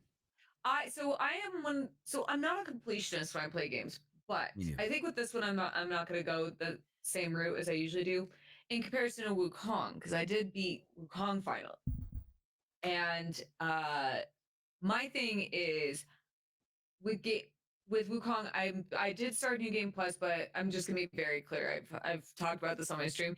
That was not a fun game to stream because a lot of people came in my stream and tried to tell me what to do, and I had some people spoil things. Right. It's like one of my biggest pet peeves when people backseat game me, and I had to the amount of times I had to repeat it was like it was getting really irritating. So when I finally beat the game, I even said like if I'm doing New Game Plus, I'm not doing it here. yeah, 100%. I just wanted to see it through on stream, but so I beat Erlong off stream. But it was funny because every time I was struggling on stream, I did better when I turned it off. Like immediately, like first try again, I would be like, maybe I just like all my nerves are gone, and then I just go in.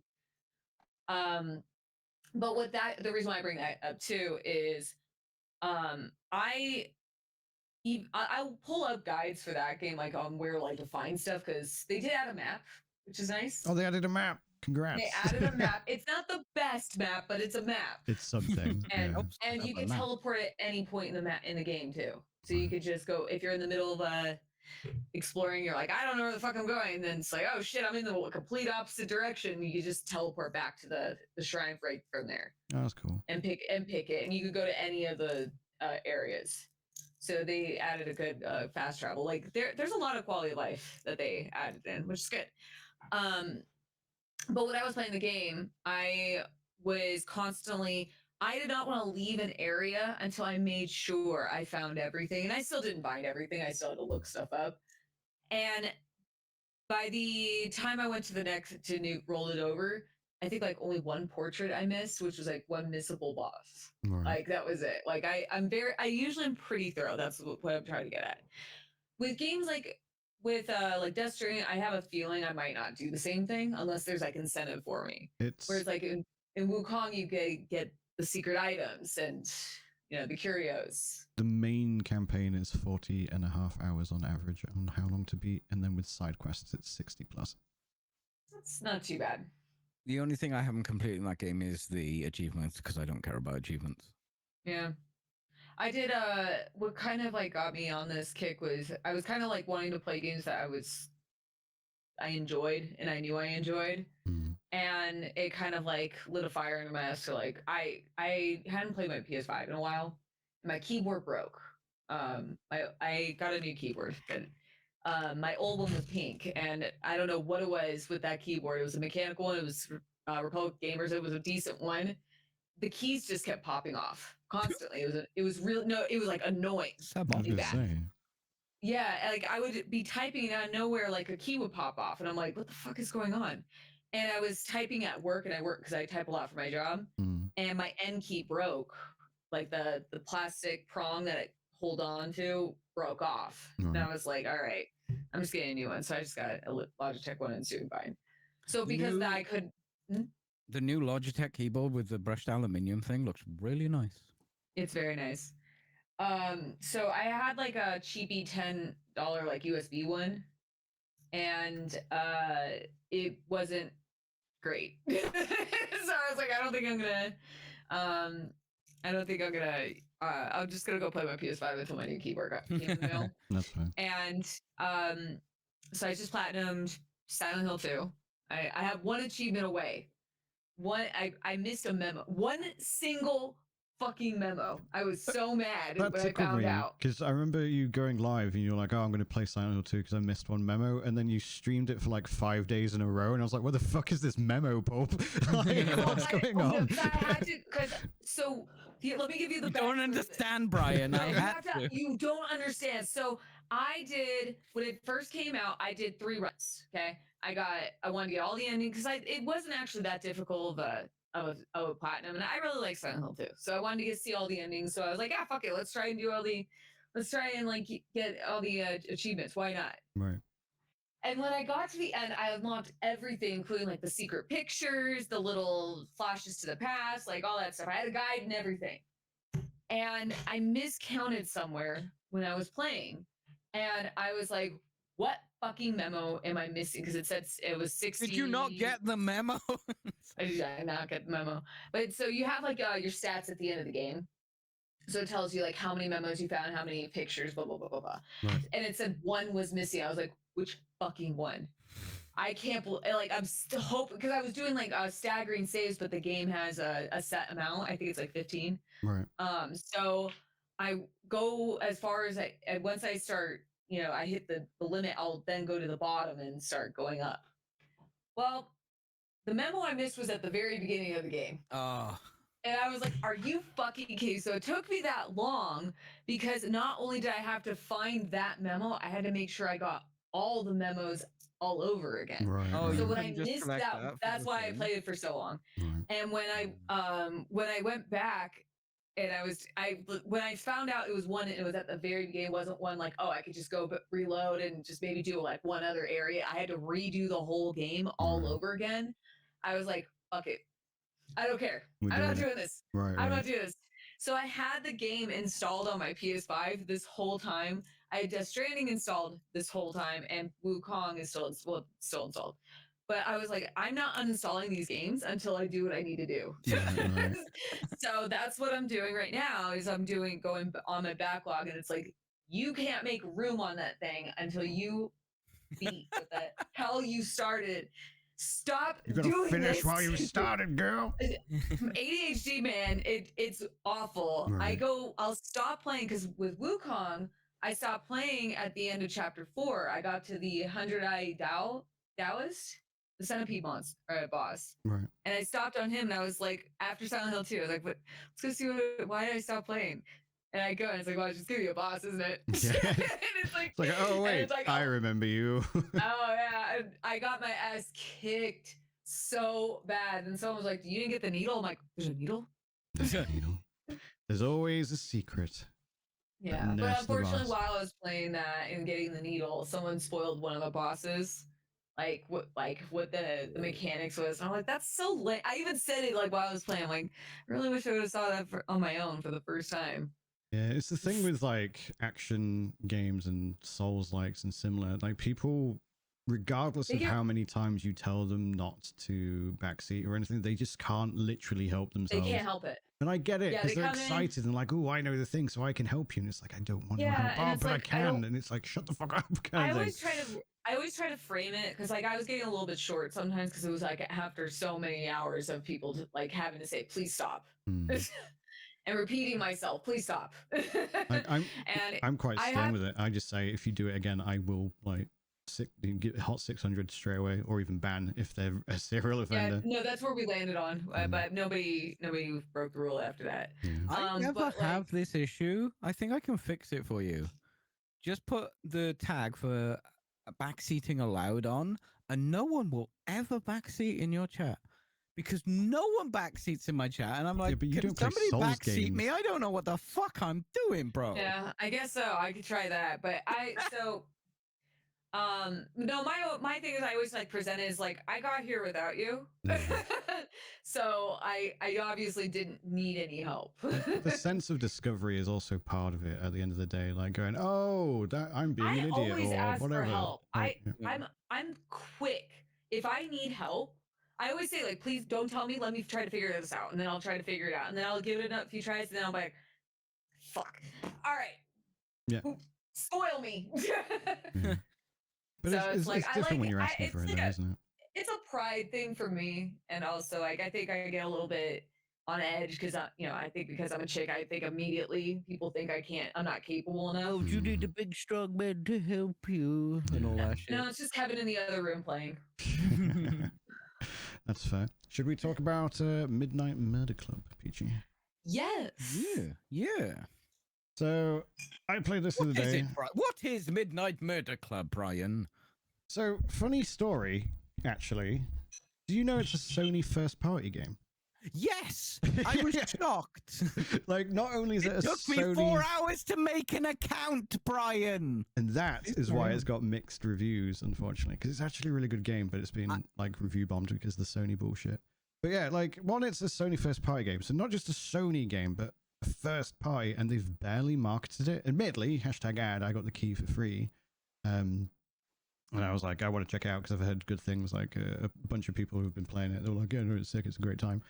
Not sure if I would call it a streamable game because obviously sound is quite important. So like, obviously you can mute yourself and talk to your chat, but I don't know, I feel like you if you're going to do it, you do it properly. But basically you are put into a mansion and you have a torch and you have a gun and you can look around the mansion with your torch. However, that means everyone else who also has a torch and a gun can see you because you are lit up like a fucking Christmas tree with this torch.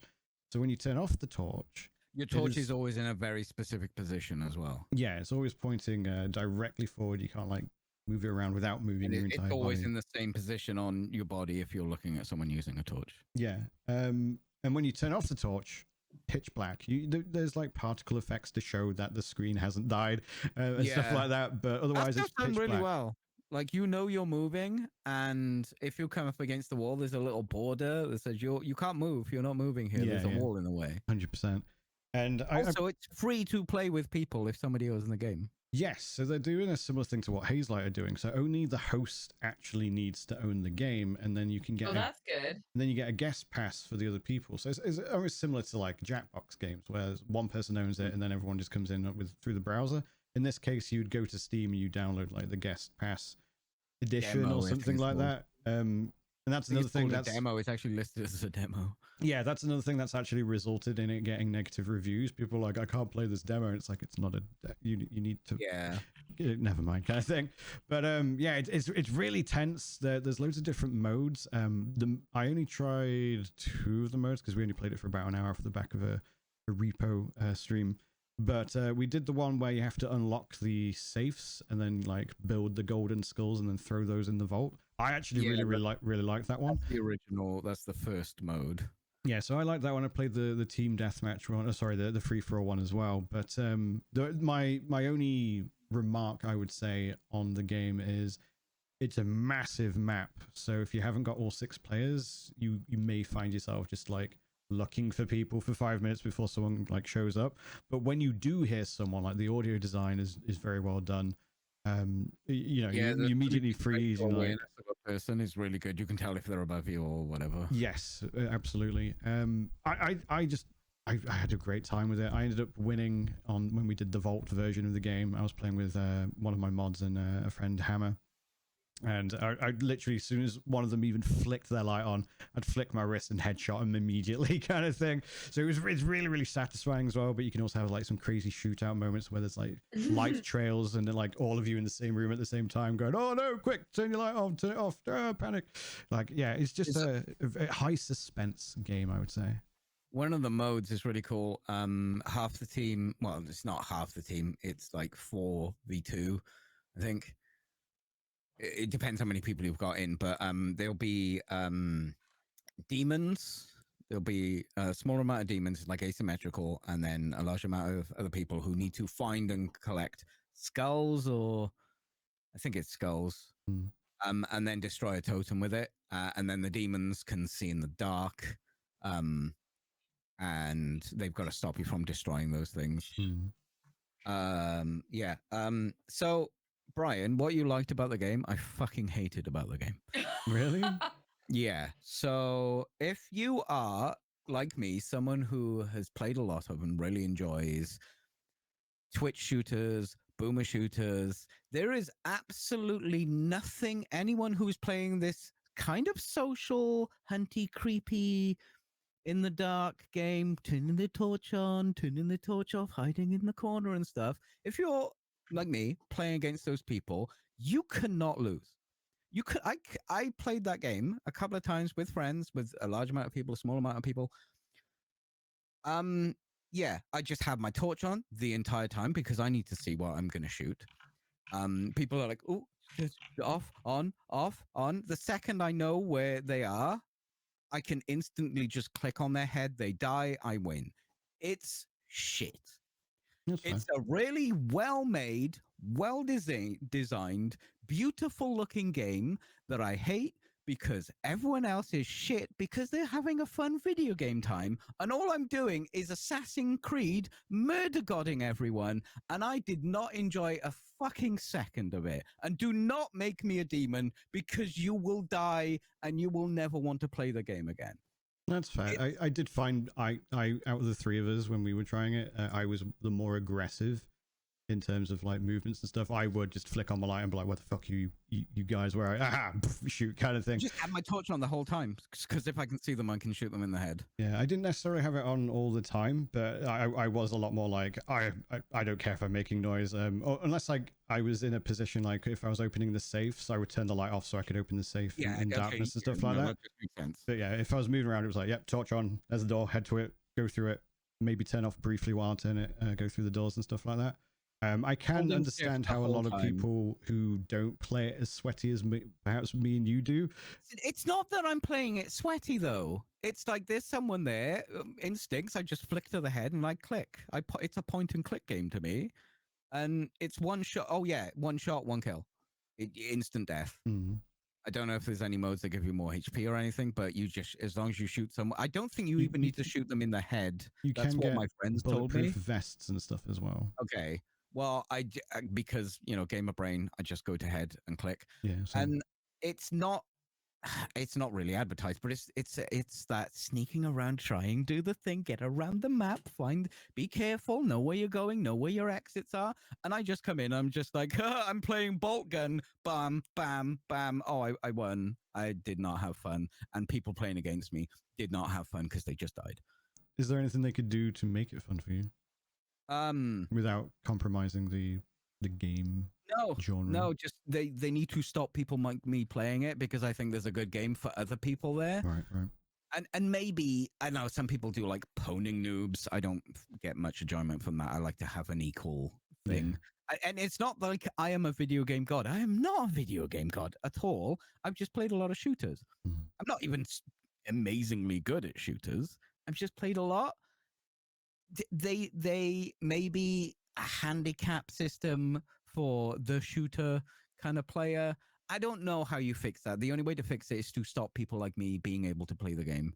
And it's worked because I didn't have fun just shitting on people constantly. That's fair play. I think it's something I would definitely play again, especially if I can get like 6 people in it. I do really like maybe if I played against you, Bryan, I would have more fun. Possibly, but I imagine that would be because it would just feel like a regular shooter then, because you'd be like, aha, someone who plays like me. And then it's just a deathmatch kind of thing. Did you play any of the other modes? So you did. So the demon mode is really fun. Right. It's really fun. I didn't understand, first of all, that the demons could see in the dark. Right. And when you're in the room and you turn your light off because I can't move around and dodge bullets and shit. Then I got the demon. I was like, oh, you can see in the dark. I don't even need to try. Like I'll just burst into, like, you're supposed to like sneak around and find a good entrance and then kill the people. But I just burst in the room, click, you're dead. That kind of thing. Right. You hear people, I just sprint towards them in the dark. So then when I played not the demon, I was just like, oh, okay. Because the demons do have these glowing red eyes. The problem with glowing red eyes is if you aim in the middle, that's a headshot. I don't know how you fix it for me unless you put me in a game with a bunch of boomer shooter types, and then it's not the same game. Just don't let me play it. Don't let me play it, and people will enjoy themselves. Think of the sound design though, because in the first few rounds. That's the problem, Brian. It's really well made. Let's ignore how long it took me to do the fucking Sony bollocks. Just whatever. Loads of companies and games have that thing where you need to sign up. Whatever. It's not a bait and switch. It's right there. You can't get into the game without it. Yeah. It's so well made. It sounds beautiful. It looks great. The lighting effects, obviously, they're not RTX. Then it's not raised or anything like that. But the lighting is really good. The map design is beautiful. And it's like you can't do a straight shot to the place where you're going. You need to kind of find your way around, but you're not going to get lost in a labyrinth too much. There's like like lattices between things, and you can hear people talking, and you run towards it, and you don't know exactly where they are, but you know if they're over there on the ground floor or above you and stuff. It's just really well made, and I'm really annoyed that I've played a shooter before. Did the environment ever fuck with you? Like when the cuckoo clocks go off and stuff like that? The amount of times where like a steam pipe would suddenly unleash gas and I'm like, what the fuck kind of thing? I had one spooky moment when we were playing that demon versus thingy mode, and I'm trying to find these skulls, and I couldn't find the fucking skulls. It was annoying me. But my girlfriend was playing with me. She was the demon, and she was fucking with me. She'd just like sneak up to the door and crack the door open. And I thought the game was like, oh, it's a spooky house thing. They're opening the doors and stuff. The doors close on their own as well. So the amount of times the door would close on its own, and I turn around and be like, I'm being followed. And it's like, nope, it's just the door closing on its own. They don't open by themselves. The problem is when she said I was fucking with you, I was opening the doors. The next time she did it, I just shot head height at the door and killed her. Fair.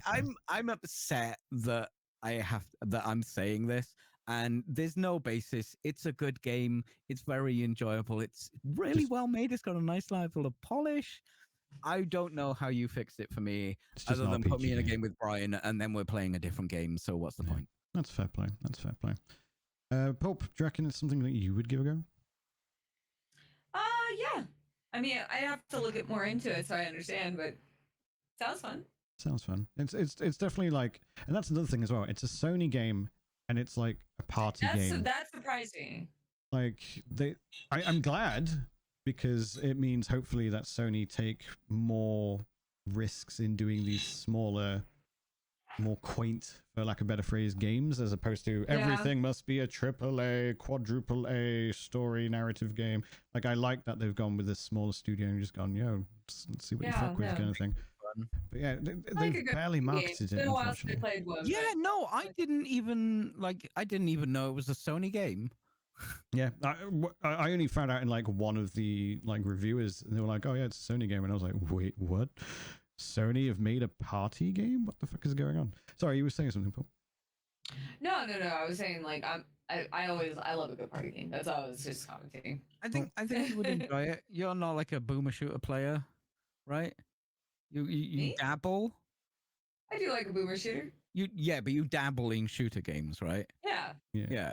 So I think you would really enjoy that game. My girlfriend really enjoyed that game. My mate Josh really enjoyed the game. Hope you and I have both also played REPO, which is a very popular game at the moment. I just picked it up yesterday. Yeah. How are you finding it? Yeah. I only played a few rounds. Kevin, I picked it up for Kevin and I because we were on Discord with one of his friends, and I mentioned it. I was like, yeah, I know, it seems kind of cool. He picked it up, and I was like, well, it looks like we're playing this. It's very cute. It's very I love cute. the eye tracking kind of thing, like the in-game eyes, like you can like literally do the bombastic side eye and stuff. And it's just so fun. Oh my god, it's so funny because the experience when I play games with my husband, like he's a very animated guy. So I was watching him as he was playing, because I died. Right. And my character, so the camera was just fixated on him and just him panicking. And there was one point where like the other two of us died at the same time. So we were talking. He's like, does he know that we're both dead? So I'm going on Steam and I'm sending him messages, telling him like, claim our heads. Right, yeah. Pick up our heads. Wait, I have a chat log right here. It's really funny. Oh, there it is. Where I'm going like, we died. Extract our heads. You need more money. Go find more money. Right. And then I go tab his map, and he's like, "There's a map." So just there's a certain like it's made it like twice as funny to watch just one person just going, I don't know what to do. Yeah. Was it a game like Lethal Company? Yes, so it's very similar to Lethal Company.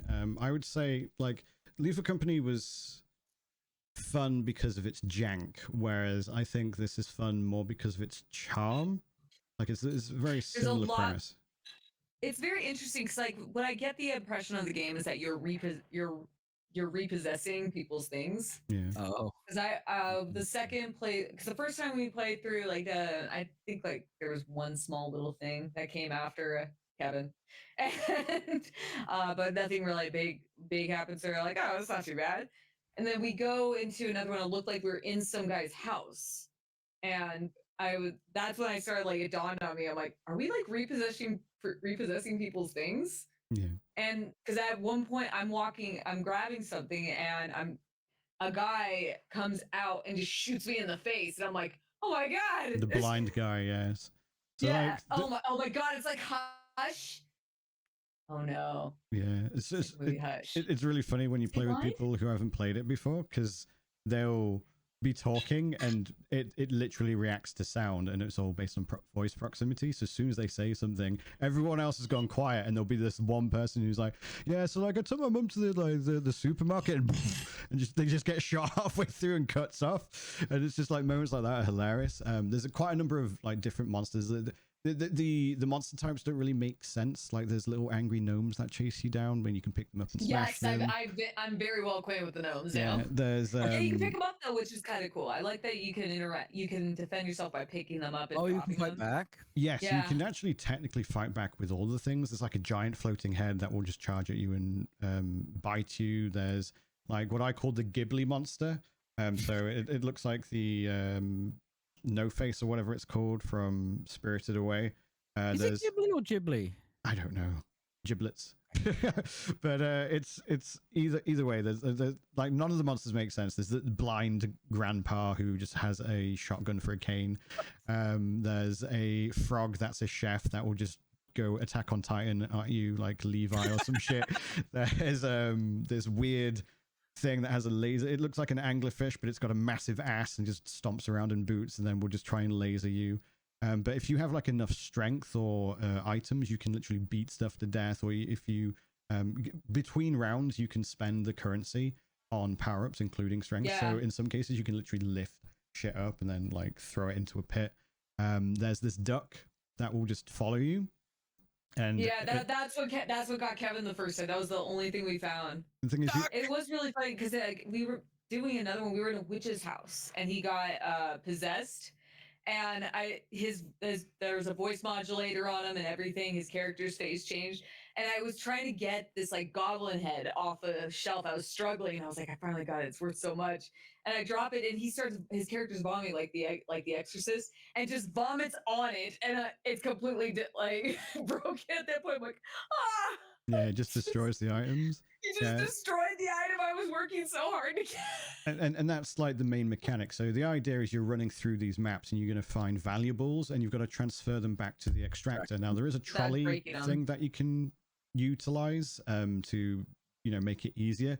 But if you knock things against other players, against monsters, against obstacles, it can damage them. Sometimes just outright smash them. Some of the objects are teacups. Some things are vases. Some things are full-on harps. Or there's a big painting we found that we couldn't figure out how to get it out. I think you can get a piano and stuff like that.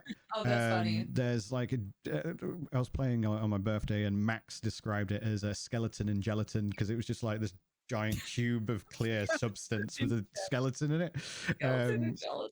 Yeah, so like you've got like 3 rounds usually, and each round increases how many times you have to extract. So you've got to collect this stuff, get the extractor. Once you've done the first extractor, you've got to find, if you're in round 2, the second extractor. If you're in round 3, the third extractor. And so on and so forth, whilst avoiding all these monsters, these aliens, these random things that are trying to kill you. And then once you've got the items out, you have to get out in your truck and get back to where you started. And for the most part, it's very, very memey. It's very, very fun. There's a lot of, like, it's streamer bait, just like Lethal Company. Or anything. It's very silly. I would say it's not scary, but there's definitely moments where you can get like a jump scare, like when something just appears behind you and you're like, oh no, I need to be quiet, I need to hide, kind of stuff. I get jump scared by any game, doesn't matter. It doesn't have to be scary. So that's fair play. But yeah. I'm more presenting like it's not scary as in like something's like gonna deliberately scare you. Yeah. That's so coming back to the duck, sorry. That's something that could potentially scare you as a new player, because you're looking at this duck's following you, just going whack, and then suddenly you're like, oh, I'm going to pet it. So you touch it, and then it turns into a murder monster and just tries to eat you. So then you're like, oh fuck, where did like I've just been running around for 10 minutes with this duck quacking at me, and then suddenly it's just trying to, like I said, murder you. There are even some objects that will, like, you'll try and pick up and they'll fight back. Like there's a buck or a grimoire. You pick it up and you're carrying it, and then suddenly, as you're about to put it in the extractor, it will try to eat you, and you're like, "Wait, hold it away from me," kind of thing. There's also some that I remember I picked it up. It was like a music box, and it would open when I lifted up. My character started spinning. Yeah. And I eventually just threw it on the ground. I was like, "Fuck it, I don't care." Yeah, there's an hourglass thing that you can pick up, and as you're touching it, it will make you really slow, and it will also modulate your voice, so you start talking like this, and like everyone obviously is in proximity voice, so everyone's trying to talk, and they just sound ridiculous. There was one moment where this giant eye on the ceiling like locks you, and you have to break line of sight for it to free up your movements again. But whilst it's got you in its sights, it will change your voice to like this high pitch. So you got me usually with my baritone voice, and then suddenly I'm talking like this, and I'm completely unaware because I can't hear it to myself, and everyone's just fucking laughing, and I'm like, can you fuckers help me out? But it's more to them, can you fuckers help me out, kind of thing. So it sounds completely different, and like it's just got so much charm and just so much wackiness to it, and they're adding stuff to it all the time. They've added like more verticality. Very cute. Sorry, say again. It's early access, right? Yes, I believe it is technically an early access. It's only $10 too. It's got it's not decent mods as well. So like if there's some things that you don't like about it, you can just like mod it out. There's quite a extensive amount of mods for it. I highly recommend it, especially again if you're just looking for a game to fuck around with your friends and stuff like that. At the end, if you fail to complete all 3 rounds, there's like a loser's gauntlet, and you're basically dropped into little battle royale where there's just random items and you've got to knock each other off the ledge. It's just like some random thing, and you win a crown if you win the loser's crown, and then it keeps the crown on your head when you do follow-up rounds thereafter. But yeah, very, very, very charming game. Big fan of it. So Company, content warning, Phasmo, that kind of co-op. I was going to do content warning and repo tomorrow. I might join you for repo if you'll have me. Well, depending on what time it is. Depends. I mean, normal time usually. Fair play. I'll hit you up. Let's get things wrapped up. Pulp, where can we find you? Hi, I'm Pulp Fiction. I'm for Instagram. I'll turn Bryce Jr. And you can find me on everything now under Pulp Fiction because I don't use Twitter anymore. Not going to be streaming tonight, but I will be back tomorrow. We're going to do some community games. Like I just said, we're going to be playing some content warning and repo. Maybe some other things. I don't know. But yeah, come see me around, we'll say about 5:30 Pacific Standard Time. Peachy. Hello, I'm Peachy. You can find me at Twitch. You can find me at twitch.tv/shroud. Bryan. Hi, my name is Bryan the Pirate. You can find me on twitch.tv/PeachyPixelate and everywhere else for some reason under Bryan the Pirate. Can't tell you why. But thank you, as always, to my co-hosts for a wonderful show. We are going to be back in around about 2 weeks. Hopefully, I'll be able to show off my new tattoo. It'll be the normal time for me, by the way, next time. Yes. So we here in the UK... This was not my fault. Yeah, here in the UK, we will be having daylight savings kicking in at 1 o'clock. Is it technically? Oh, is it 1? Oh, no. Now it's your turn to be tired for a week. I mean, to be fair, it never impacts me. To be honest, so I'll be fine. It impacted me. I don't even so have bad. to change my... For a week, I was dead tired. Yeah, it does suck if it's, especially when it shortens the day. It can definitely have an impact. I like it along. Now it's the sun's out. Now the sun's Okay, out. let's get 27-hour days. Let's go. Yes, bring back the go. 27-hour day. Yes, yeah, sure. Anyway, that's going to be it from us. Farewell. We'll remember you. I won't. He won't. I will. Bye. Bye.